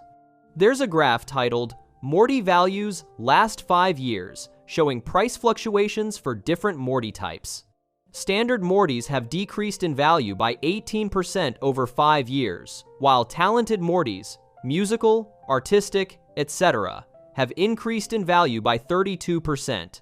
Genius Mortys had a spike in value 3 years ago, shown on the graph, that corresponds to when the Council of Ricks was destroyed, suggesting their rarity made them more valuable. Evil Mortys show as market unavailable on the chart with a note saying, all known specimens deceased or escaped, which is darkly funny given that Evil Morty is currently running for president while this chart is being shown. The supply and demand curves show that Morty production has increased by 45% over 5 years, while demand has only increased by 12%, creating oversupply that's driving prices down.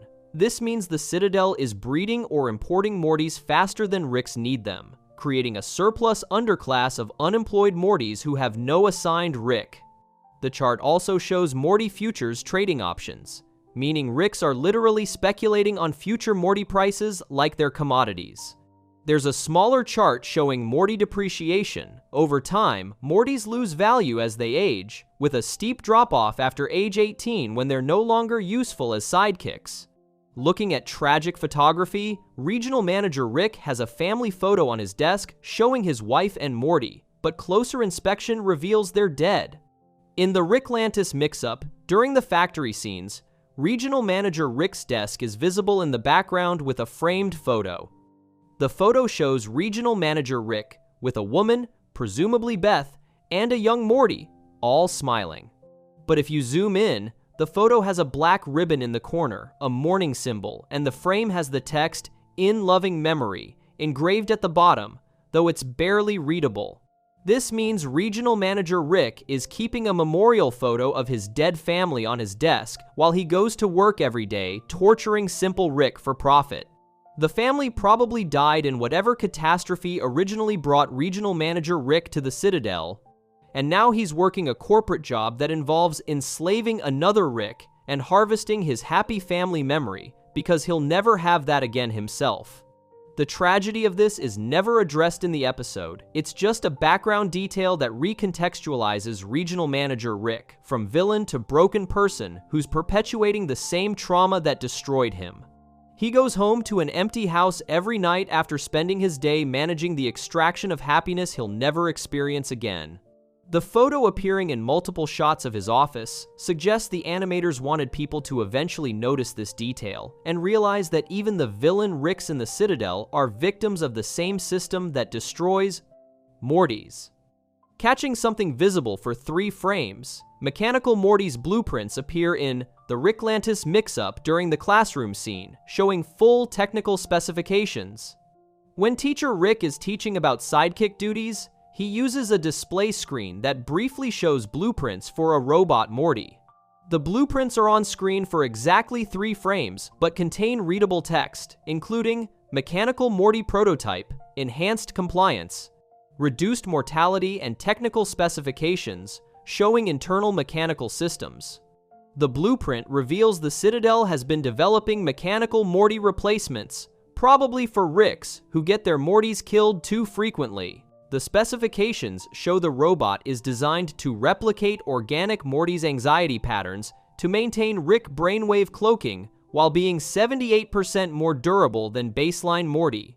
There's a note on the blueprint saying, awaiting ethics committee approval with demise stamped over it, and a handwritten note saying, just use real Mortys, cheaper. This incredibly dark joke is visible for 3 frames total. The Citadel tried to develop synthetic Mortys to reduce Morty death rates, but the ethics committee, ironically, denied it because enslaving and killing real Mortys is more economical than building robots.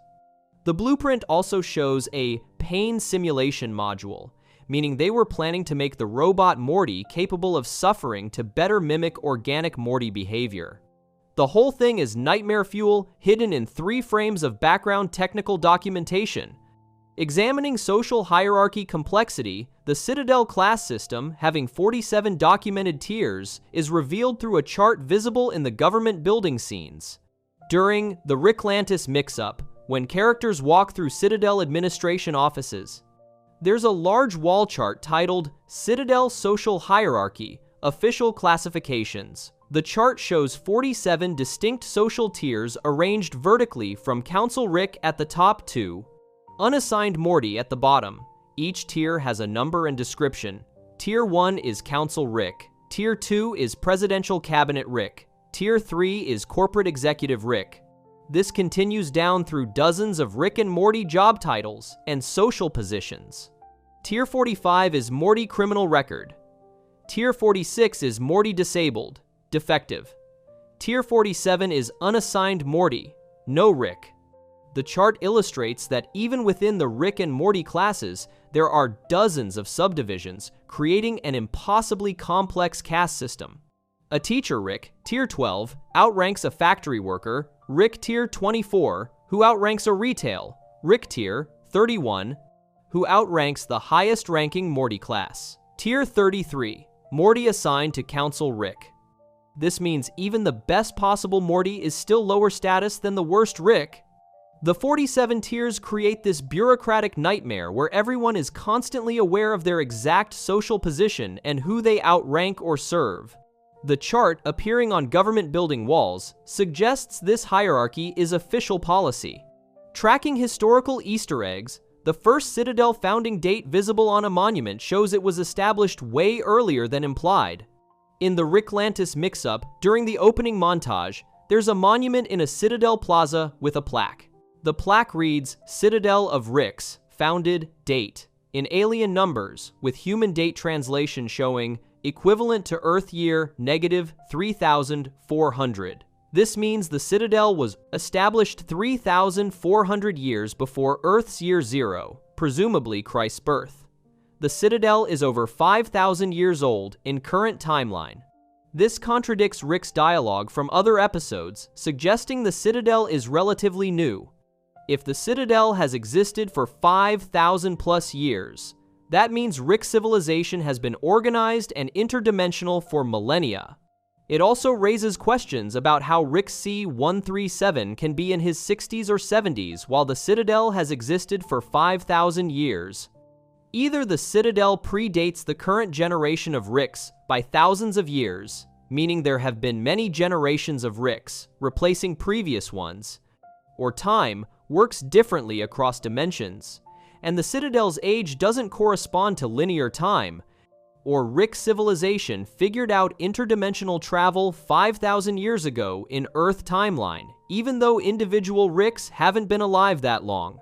The ancient founding date suggests Rick's intelligence and technology has been around for much longer than the show usually implies, making Rick's civilization seem less like a recent phenomenon and more like an ancient interdimensional empire.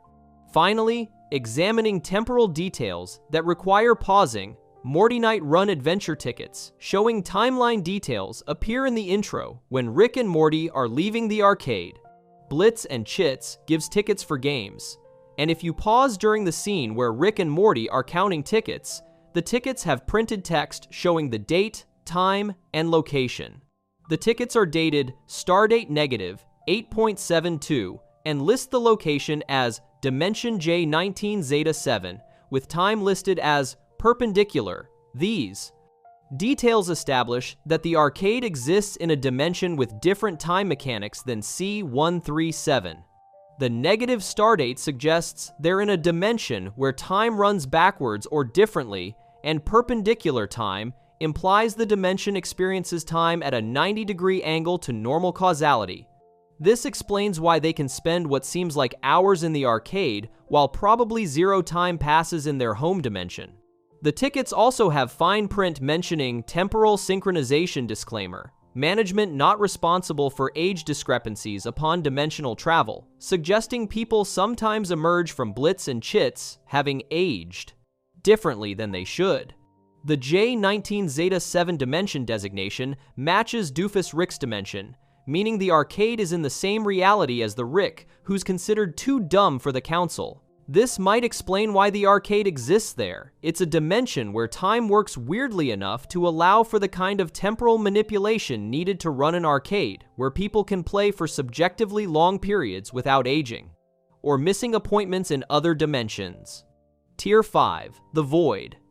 Starting with something that sounds completely insane, but has genuine linguistic analysis behind it, Justin Roiland's improvised burps containing hidden messages has been a fan theory since Season 1, and there's actually audio evidence if you run the burps through spectral analysis software.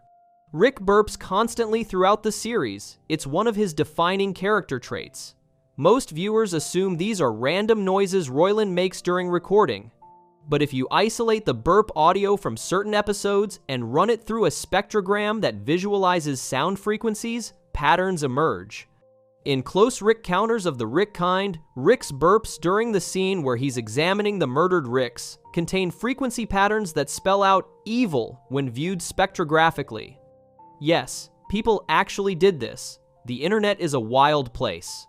In the Rickshank Rickdemption, the burps during Rick's fake origin story create a waveform that resembles the words "not real" when analyzed. In Rick Mirai Jack, Rick's burps during the final confrontation with Evil Morty produce a pattern reading, "he wins." This could all be pareidolia humans seeing patterns in random noise, like finding Jesus in your toast, but the consistency across episodes is suspicious. Royland has never confirmed or denied this, which fuels speculation that he's been hiding messages in Rick's burps as Easter eggs for people insane enough to run audio analysis on cartoon burp sounds. The theory extends further. If you compile all of Rick's burps across Season 1 through 5 and analyze them in sequence, they allegedly create a frequency pattern of Rick's face screaming, though this requires so much audio manipulation that it's impossible to verify without the original recording files. The burp messages, if real, would mean Royland has been communicating plot details through literal gastric noises, which is either genius or the fandom has collectively lost their minds trying to find meaning in chaos. Probably both, honestly. Moving into ominous foreshadowing, the show already revealed Rick's ultimate fate through a hidden clue visible in the Vat of Acid episode that nobody caught until analyzing death symbolism across the series. During the montage where Morty is using the fake save point device to live consequence-free, there's a moment where Morty's at Rick's funeral. The scene lasts maybe 2 seconds and is played for comedy. Morty's using the funeral as an opportunity to hit on Jessica without caring that Rick died. Romance truly knows no appropriate timing. But freeze frame on the gravestone. The dates on Rick's tombstone read 1945 to 2047, giving Rick a death date of 2047, that number again, because the universe apparently has a favorite. The show is currently set ambiguously in the 2020s based on technology and cultural references, meaning Rick's death is approximately 20-some years in the show's future. This would make Rick around 102 years old at death, which tracks with him being in his 70s now. But here's the darker detail. The gravestone has an inscription that's partially visible reading, "Finally gave A," before Morty blocks the camera. The implication is Rick's gravestone says something like, "Finally gave a shit," or "finally gave up," suggesting Rick's death involves him either breaking through his nihilism or succumbing to it. Completely. The theory extends that the show has already determined its endpoint, Rick's death, in 2047, and everything is leading to that moment, like Lost, but hopefully with better answers. Supporting evidence includes Rick's dialogue from multiple episodes, where he mentions being old and having less time than you think. In A Wrinkle in Time, he tells Morty, "I'm not looking for a pat on the back. I'm drowning here," suggesting Rick knows his time is limited, and he's trying to prepare Morty for independence before it's too late. The 2047 date appears in other background details across episodes, always associated with endings or deaths. Analyzing metatextual structure, Dan Harmon's story circle proves Evil Morty returns because the show's creator is psychologically incapable of leaving that character arc incomplete. Harmon famously uses the story circle method, his adaptation of Joseph Campbell's hero's journey, aka the same formula as literally every movie you've ever loved, to structure every story he writes. The circle has 8 beats: comfort zone, want something, enter, unfamiliar situation, adapt, get what they wanted, pay heavy price, return changed, having changed. Evil Morty's arc across seasons 1 through 5 follows exactly 6 beats of the circle. He's introduced, wants freedom from Rick domination, enters the political arena, adapts by becoming president, gets what he wants by escaping the curve, pays heavy price by destroying the Citadel, but then his story just stops. He's completed 6 of 8 beats. According to Harmon's structure, there must be 2 more beats. Evil Morty returns to the story, and his presence changes everyone else. Harmon's psychological inability to leave story structures incomplete means Evil Morty has to come back. The man made Community's gas leak year happen because he couldn't finish his circle. This is serious for. End quote. Supporting this theory, Harmon has said in interviews that he sees Evil Morty as unfinished business, and that the character represents Morty's actual potential when he stops being Rick's sidekick. The story circle demands Evil Morty return to the narrative, prove his transformation was either successful or doomed, and force Rick and Morty to reckon with what he represents. The only question is whether he returns as antagonist or ally, but Harmon's structure guarantees he returns. The show left him alive specifically because unfinished story circles bother Harmon on a psychological level. He has to complete the pattern. Every interview where Harmon discusses Evil Morty, he uses language suggesting incompleteness. We're not done with him. His story isn't over. He's still out there. This isn't creative ambiguity. It's Harmon's brain demanding structural completion, like an itch he can't scratch.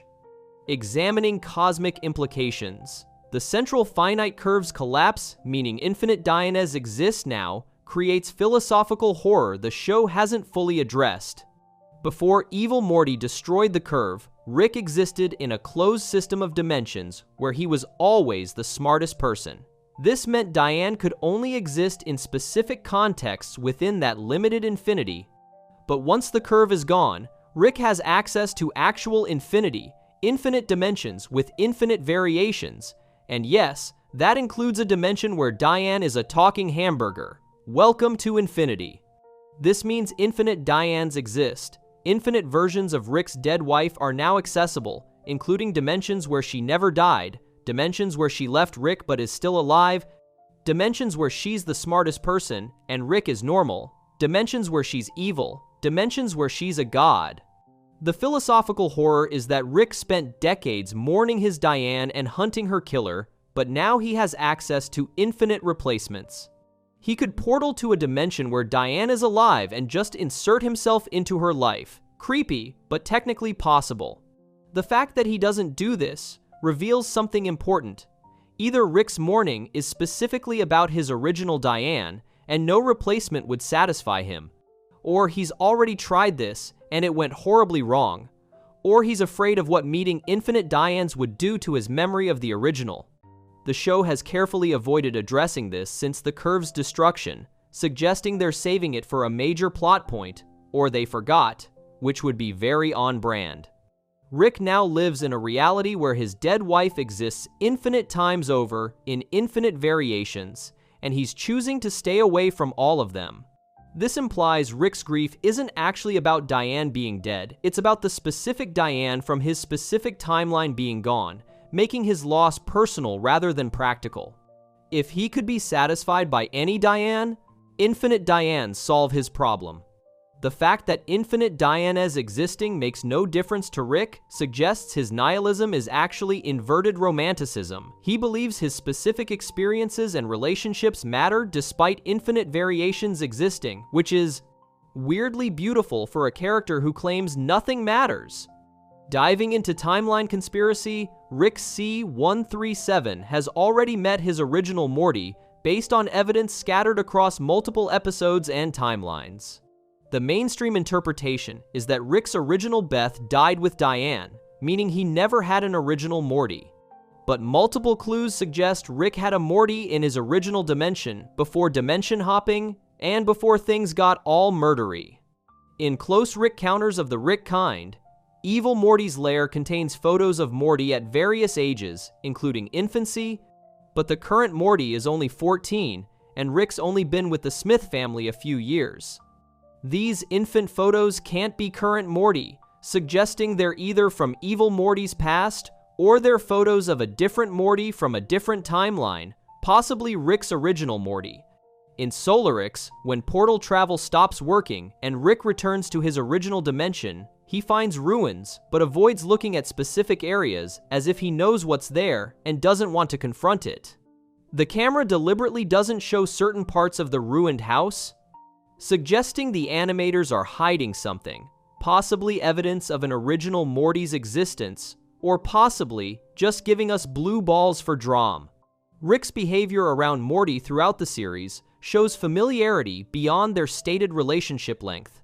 He knows Morty's exact anxiety triggers, fear responses, and behavioral patterns better than someone who's only known him a few years should. This suggests either Rick studied Morty extensively before entering his life, stalker energy, or Rick knew a previous version of Morty and is projecting that relationship onto the current one. The theory posits that Rick's original dimension had a Beth who survived long enough to have Morty, but something happened to that original Morty, possibly the same event that made Rick start dimension hopping, and current Morty is a replacement Rick found who resembles the original close enough to restart the relationship. This would explain Rick's specific attachment to this Morty. Despite infinite Mortys existing, he's recreating a relationship he lost, not starting a new one. Here's where things get weird. The talking cat from Claw and Hoarder, Special Rick Tim's Morty being definitely a Rick who became a cat, has more supporting evidence than you'd think. The episode treats the cat as a mystery. It can talk, wants to go to Florida, and carries a secret so horrible that Rick is traumatized by learning it, and Rick's seen some shit, so that's saying something. The show never reveals what the cat did or why it can talk, which is basically the narrative equivalent of blue balls. But examining the cat's behavior, dialogue patterns, and Rick's reaction suggests a specific identity. The cat is a Rick who performed illegal consciousness transfer into a cat body. Evidence. The cat displays Rick-level intelligence and manipulative ability, convincing Jerry to take him to Florida through pure charisma, which, if you've met Jerry, is like convincing a golden retriever to chase a ball not hard, but still. The cat's speech patterns match Rick's cynical sarcasm, using similar sentence structures and philosophical frameworks. When Rick scans the cat's memories, he sees something so disturbing it traumatizes him. One of the only times Rick is genuinely horrified by something, he usually just burps and makes a joke. What could traumatize Rick, who's seen everything, seeing himself? If Rick discovered that the cat is a Rick who transferred his consciousness into a cat to escape responsibility or consequences, and that this alternate Rick did something so unethical that even Rick C-137 finds it inexcusable. That would explain Rick's reaction. The cat's desire to go to Florida is never explained, but Florida has appeared in other Rick and Morty episodes as a location associated with weird science and illegal operations, which tracks with real Florida. Honestly, the theory suggests Florida is where the consciousness transfer happened, and the cat wanting to return there implies unfinished business or a need to complete the process.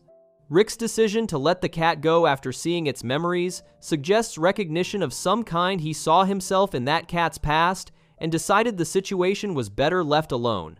Examining production evidence, Doofus Rick, being actually the smartest Rick, has alleged design document proof from early show development. According to leaked production notes from Season 1, authenticity disputed, but fun to think about. Doofus Rick was originally written as the Rickest Rick, but hiding his intelligence behind a persona of stupidity. The character design notes allegedly described him as pretending to be dumb to avoid council attention, and smartest Rick, but playing dumb, which would make him the galaxy brain meme incarnate. This would explain several weird inconsistencies about Doofus Rick. He invents ovenless brownies, which sounds stupid until you realize that's matter manipulation. On a molecular level, creating chemical reactions without heat application requires physics understanding beyond normal Rick, like Nobel Prize times infinity level. He's described as coming from the dimension where everyone's different, suggesting his intelligence might work differently rather than being lesser. His emotional intelligence and social skills far exceed other Ricks, suggesting his intelligence allocated differently rather than being reduced, like putting all your stats into charisma instead of strength in an RPG.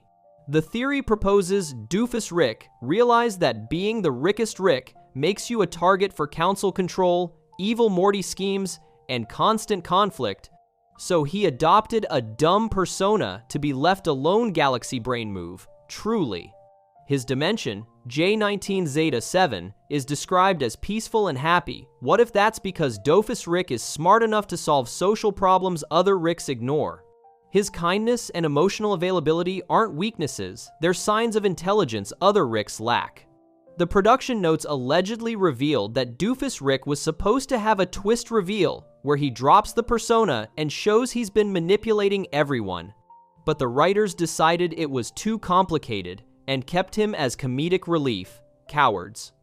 Getting into simulation theory, the show taking place in a simulation has meta-evidence built into the series structure itself. Multiple episodes deal with simulations. Night Shame Aliens. Has Rick trapped in nested simulations, like Inception, but with more burping. The Vat of Acid episode creates a fake save point system that's essentially simulation technology. And Never Ricking Morty explicitly examines the show as narrative construct, so meta, it hurts. The meta-evidence suggests the entire series takes place in a simulation Rick is trapped in, but can't escape because he doesn't realize it. Evidence. Rick's portal gun only works within the central finite curve, a finite boundary to infinity, which makes no sense unless reality itself has programmed limits, like invisible walls in video games. The show's animation style is deliberately artificial, never pretending to be realistic, suggesting self-awareness of its constructed nature. Characters occasionally glitch or repeat dialogue, animated as stuttering, which could be presented as character quirks or could be simulation errors or both, because why not? Rick's alcoholism is medically impossible as discussed earlier unless he's not actually drinking, and the drunkenness is a simulation parameter affecting his character. The show's inconsistent timeline and flexible continuity could be explained by simulation resets and patches, like when game developers fix bugs but break 3 other things in the process. Storylord's existence as a being that understands he's in a story suggests the Rick and Morty universe has a layer of reality where narrative construction is visible and manipulable. The theory proposes that Rick built the central finite curve as a simulation to trap himself in realities where he's always the smartest, but being trapped in his own simulation for too long made him forget it's artificial. Evil Morty escaping the curve wasn't escaping to real reality, he just left Rick's simulation for the larger simulation that contains it, turtles, all the way down, baby. The show's refusal to ever establish what's truly real supports this reading, because nothing is real, because it's all nested simulations, because Rick's desperate search for meaning takes place in a constructed universe where meaning is literally programmed rather than inherent. Examining animation inconsistencies. Mr. Poopy Butthole being something else entirely beyond what the show admits is supported by his completely different animation style and physics. Every other character in Rick and Morty follows consistent design rules. Humans have 5 fingers, aliens have consistent anatomy, creatures follow logical body structures. Mr. Poopy Butthole violates all of this like he's actively trying to break the laws of cartoon physics.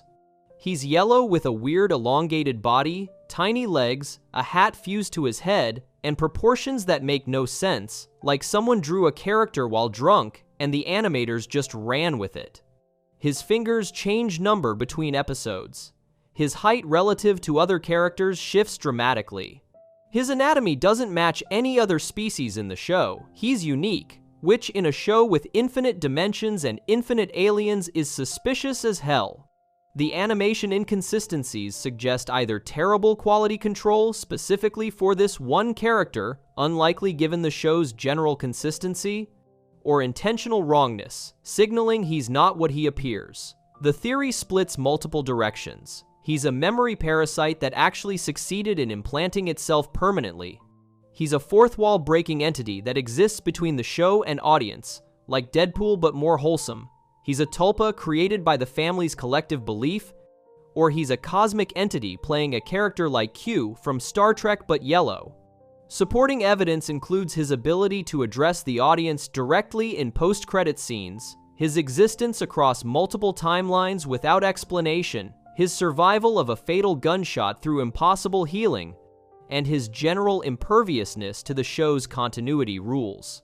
Other characters die and stay dead, or need Operation Phoenix to revive, but Mr. Poopy Butthole just shows up whenever convenient, regardless of established rules, like that one friend who always forgets their wallet but somehow shows up to every party. His wife, Amy, and child, appearing from nowhere without explanation, suggests he has reproductive abilities that make no biological sense. The show treats him as simultaneously canon and non-canon, inside and outside the story, a joke and a real character. The animation inconsistencies aren't errors, they're visual indicators that Mr. Poopy Butthole operates under different reality rules than everyone else, which is either genius storytelling or the animators are gaslighting us. Tracking evidence of replacement. The Smiths have died and been replaced 3 times minimum based on visual inconsistencies and dialogue contradictions across seasons. The first replacement happened in Rick Potion number 9, when Rick and Morty abandoned their Cronenberg dimension confirmed replacement, established canon. Extremely messed up when you think about it for more than 5 seconds.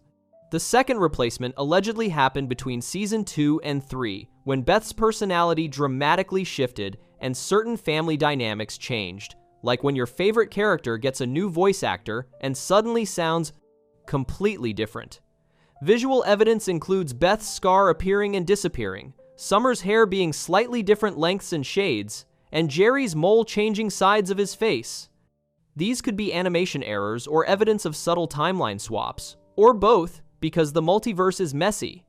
The third replacement supposedly happened in Season 5 based on Rick's behavior becoming noticeably different after Rick Mirai Jack. He's less nihilistic, more directly caring, suggesting character growth, or suggesting he swapped to a dimension where Rick is slightly more developed emotionally, like upgrading to Rick 2.0. The theory proposes Rick regularly swaps dimensions when situations become untenable, replacing families as needed, and the show occasionally shows us the seams in this process through animation inconsistencies. Supporting this is Rick's casual attitude toward family death, his lack of reaction to major family events, and his general emotional distance, suggesting he knows these aren't his real family and never have been, which is either tragic or sociopathic, probably both. If Rick has swapped dimensions 3 or more times since the show started, the current family is 3 or 4 generations removed from the original Beth, Summer, and Jerry. This would explain why Rick can casually endanger them because they're ultimately replaceable, and he's been replacing them all along, like goldfish, but with more emotional trauma. The show's flexible continuity and occasional retcons could be explained by dimension swaps that reset certain character developments when Rick decides the current timeline isn't working. Digging into production archaeology, original pilot details revealing completely different backstory exist in early development scripts available through leaks and deleted scenes. The original pilot script allegedly portrayed Rick as Morty's uncle rather than grandfather, making Beth his sister instead of daughter, which would make Thanksgiving way less awkward. This relationship was changed late in development, but traces remain in the pilot's dialogue, where Rick's relationship to the family is vague and Jerry seems surprised. Rick is Beth's father specifically. The early backstory had Rick as a younger scientist who disappeared dimension hopping and returned years later. Finding his sister had a family like that one uncle who shows up to Christmas after ghosting everyone for 5 years. This makes some of Rick's Season 1 behavior make more sense. He's not a returning father. He's an uncle inserting himself into his sister's life, which is less emotionally fraught, but still pretty weird. The grandfather change added complexity to Rick's character, failed parent returning to failed daughter, but created timeline issues the show has been working around ever since, like a Jenga tower about to collapse. Early scripts also allegedly included more extensive explanation of portal technology as government project Rick stole rather than invention he created, making Rick more of an anti-establishment thief than genius inventor, which honestly tracks with his personality. This backstory was scrapped, but elements remain in Rick's antagonistic relationship with the Galactic Federation. The original Rick was more explicitly chaotic, neutral, rather than nihilistic genius, making his character less philosophical and more action-adventure oriented, like Indiana Jones, but with more alcoholism. Changing Rick from uncle to grandfather and making him the portal gun inventor rather than a thief fundamentally altered the show's tone from sci-fi adventure to existential family drama. If the original uncle backstory had remained, the entire series would have different emotional stakes, and Rick's relationship to the family would be less complicated, but also way less interesting. So probably good call there. Looking at deleted content impact, deleted scenes changing entire character motivations exist across multiple episodes and seasons, fundamentally altering how we understand character decisions. Season 3's The Rickshank Rickdemption had a deleted scene where Rick admits to Morty that his escape plan included killing the entire family if necessary, showing much darker calculation than the aired version suggests, like finding out your favorite superhero has a kill everyone backup plan. This deleted dialogue recontextualizes Rick's heroic escape as being willing to sacrifice everyone for his freedom. Season 2's The Wedding Squancher's deleted scene showed Birdperson explicitly telling Morty that Rick has abandoned families before and will do it again, directly warning Morty about Rick's pattern of emotional unavailability, the ultimate red flag moment. This scene being cut removes important context about Rick's history. Season 4 had deleted scenes from the Vat of Acid episode, showing Morty actually considering killing Rick with the fake save point device, making Morty much darker and more vengeful than the aired version portrays, like realizing the wholesome character has a murder dungeon. Multiple deleted scenes across seasons show Beth contemplating divorce, Summer considering running away, and Jerry attempting suicide, all cut for being too dark, but revealing that the family's dysfunction is more severe than the show admits, like finding out the dysfunctional sitcom family is actually in. The deleted content paints a picture of the Smith family as actively collapsing rather than dysfunctional but stable. If these scenes were included, the tone of the show would shift from dark comedy to genuine tragedy, like Arrested Development, but everyone's actually having breakdowns. The writer's decision to cut the darkest material suggests intentional management of how sympathetic characters remain, but the deleted scenes reveal the original vision was much bleaker about the family's future. Examining metatextual codes, production codes containing hidden season plot points has been a running conspiracy theory since fans noticed patterns in episode production numbers. Production codes are the internal numbers assigned to episodes during creation, usually meaningless administrative tracking like serial numbers on cereal boxes.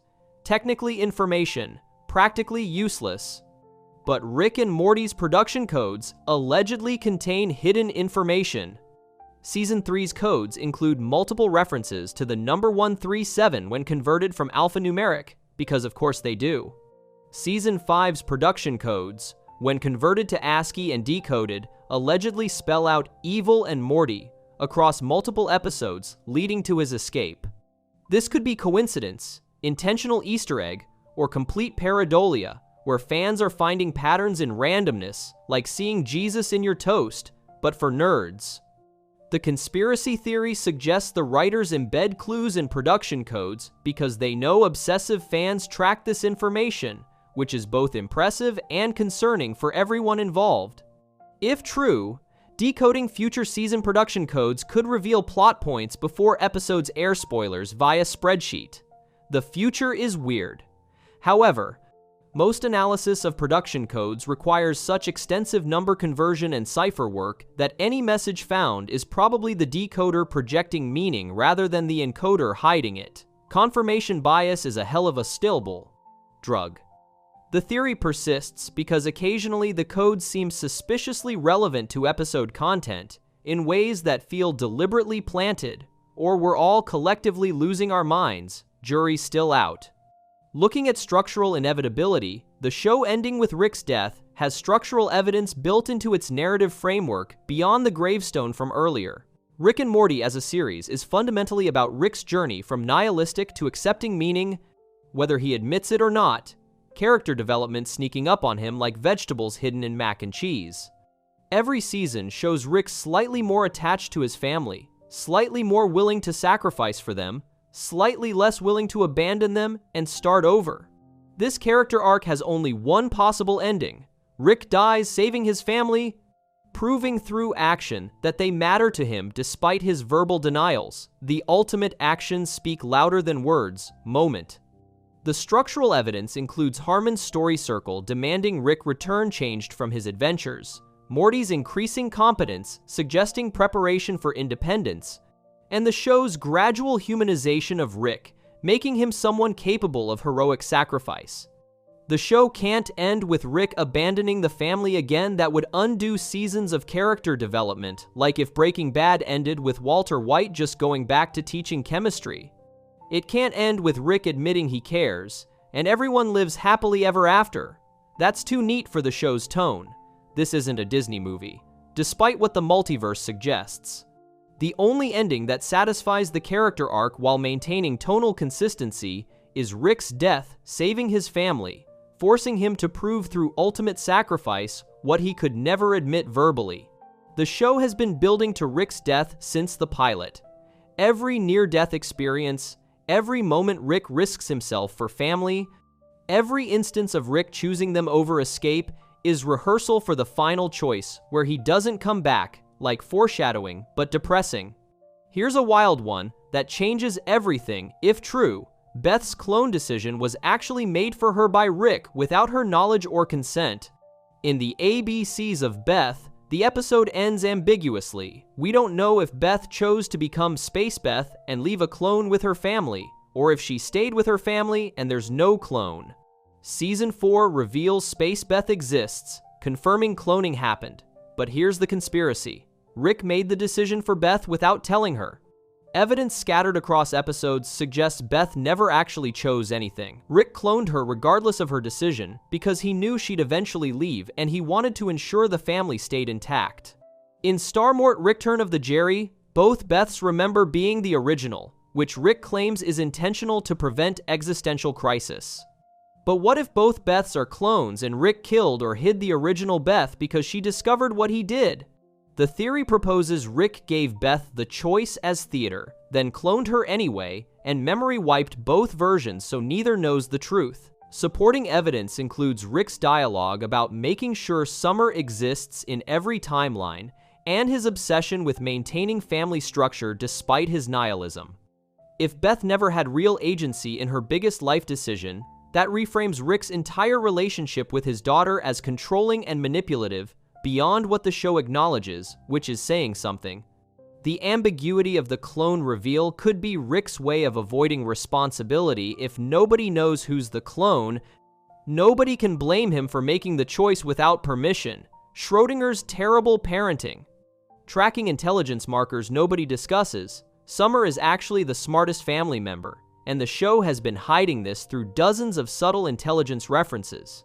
Everyone assumes Rick is smartest, followed by Morty, who's learning from Rick, then Beth, who's a surgeon, then Jerry, who's Jerry, with Summer somewhere in the middle. But compilation of Summer's accomplishments across seasons tells a different story.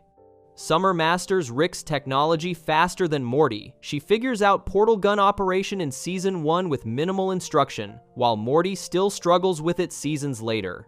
She successfully manipulates Rick multiple times. The Gazorpazorp episode, the Purge episode, the Mad Max episode, which requires understanding his psychology well enough to predict and counter his moves.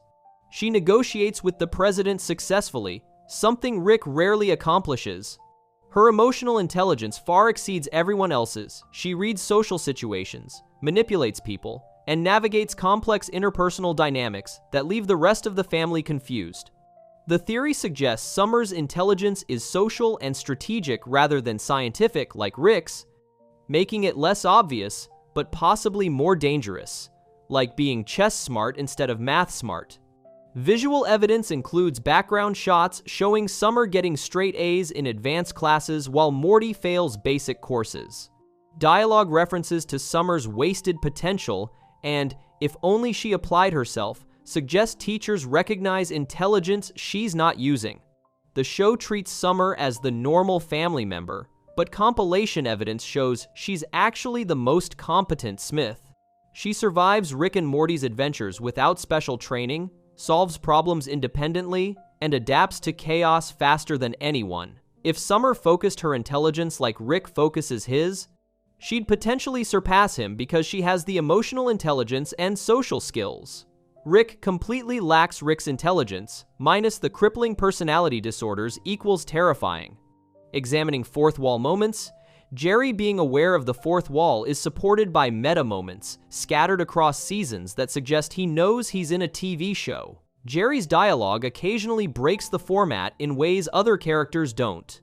In Interdimensional Cable 2, Jerry has a line about "this is what passes for entertainment" that seems directed at the audience rather than characters in scene. In The Jarek Trap, Jerry makes a comment about how many seasons has this been going on that could be about his marriage or could be about the show itself, Ambiguity doing heavy lifting. Multiple episodes show Jerry looking directly at the camera when other characters aren't, as if checking whether the audience sees what's happening to him. The theory proposes Jerry's awareness explains his unique position in the show. He's the only character who consistently fails upward despite having no skills or redeeming qualities, as if he knows he's protected by sitcom logic and fourth wall immunity, like knowing you're in a comedy means you can't really die. His survival of situations that should kill him, his recovery from absolute humiliations, and his ability to remain employed despite catastrophic incompetence all suggest someone operating with meta-knowledge. In The Old Man and the Seat, Jerry's dialogue about "why does this keep happening to me" while looking at the camera could be addressing the writers who keep putting him in terrible situations.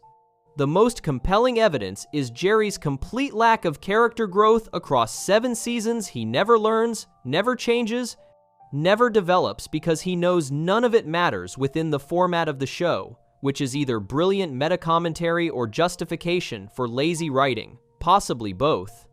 If Jerry knows he's in a TV show, his behavior makes perfect sense. He's a sitcom character who understands sitcom rules and exploits them for survival. Here's one that sounds like fever dream but has evidence. The butter robot is fully sentient and has been plotting revenge since its creation.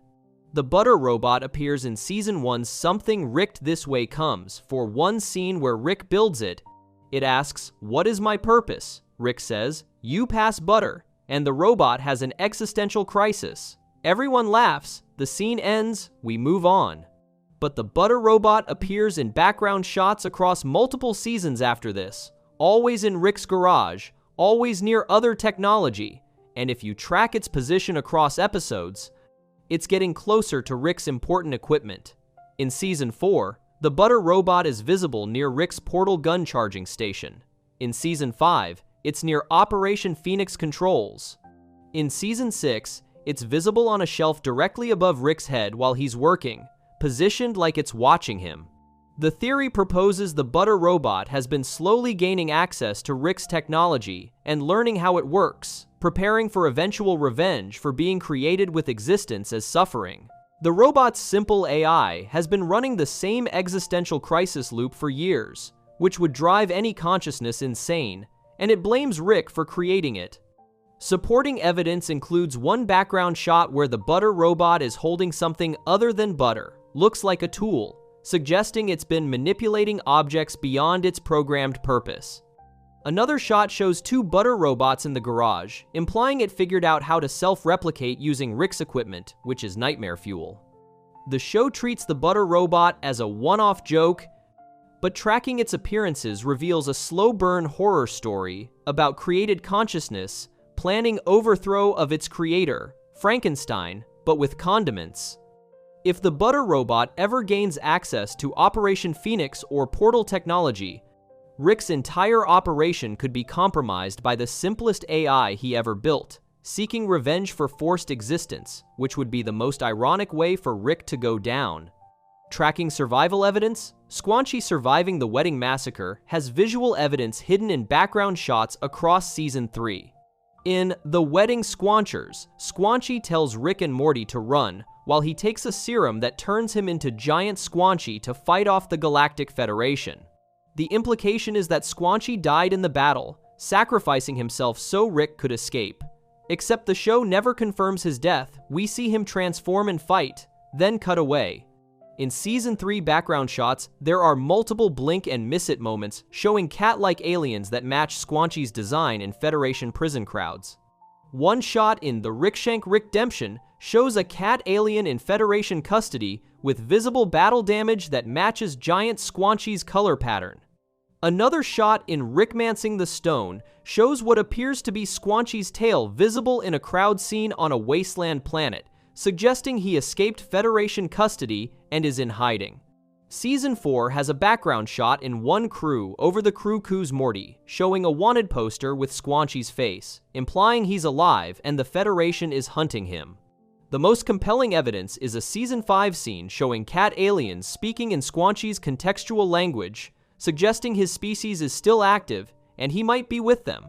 The theory proposes Squanchy survived the wedding massacre, was captured by the Federation, escaped during the chaos of The Rickshank Rickdemption when Rick destroyed the Galactic Federation economy, and is currently hiding somewhere the show will eventually reveal, or they forgot about him, which would be very on brand. If Squanchy's alive, his return would have major implications for Rick's character. Rick thinks his friend died saving him, which is one of Rick's few genuine emotional wounds, and discovering Squanchy survived would force Rick to reckon with hope after accepting loss, character development incoming. Finally, tracking character evolution, Morty becoming Rick has 47 pieces of evidence across all seasons showing his gradual transformation into his grandfather. Starting with obvious signs, Morty's increasing comfort with violence, his growing scientific knowledge absorbing Rick's lectures, his cynicism replacing early idealism, and his willingness to manipulate people for desired outcomes, basically Rick's greatest hits playlist. Season 1, Morty cries when killing in self-defense. Season 7, Morty kills efficiently without remorse, like he's been taking notes on how to be a sociopath. Morty's romantic relationships mirror Rick's as he becomes emotionally unavailable, self-sabotages, and chooses adventure over connection. the apple doesn't fall far from the fucked up tree. His dialogue patterns increasingly match Rick's sarcasm and nihilism, to the point where sometimes Morty's lines could come from Rick's mouth and nobody would notice. Visual evidence includes Morty's posture becoming more slouched like Rick's, his facial expressions mirroring Rick's skepticism, same dead-eyed stare into the middle distance, and his clothing becoming more disheveled, matching Rick's "I stopped caring about my appearance decades ago" aesthetic. The 47 pieces of evidence include every instance of Morty choosing science over emotion, every time Morty abandons someone to solve a problem, every scene where Morty demonstrates Rick-level intelligence or cruelty, and there are way more than you remember. The show is documenting Morty's transformation into the very person he initially resisted becoming, which is either tragic character development or the longest "you'll become your parents" joke in television history. Probably both. The ultimate horror of Rick and Morty isn't that Rick is nihilistic, it's that spending time with Rick inevitably turns you into Rick, like a personality virus spreading through proximity.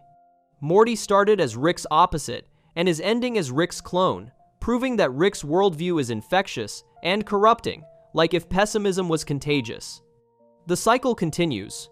Rick was probably once an idealistic, Morty-like kid who spent too much time with a Rick figure and became what he is. Morty will eventually become a Rick who finds a new Morty and perpetuates the cycle infinitely across dimensions, trauma conga line, spanning infinity. The show's true tragedy is that Morty's growing competence and confidence comes at the cost of his humanity, and by the time he's capable of surviving without Rick, he'll have become Rick and will need his own Morty to maintain stability. Congratulations on your character development. It's called generational trauma.